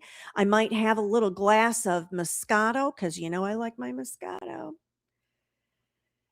And we'll plan on getting together then Saturday morning. And if you haven't done the YouTube things like or subscribe or become a member, you can become a member too, or you can just subscribe. That's fine.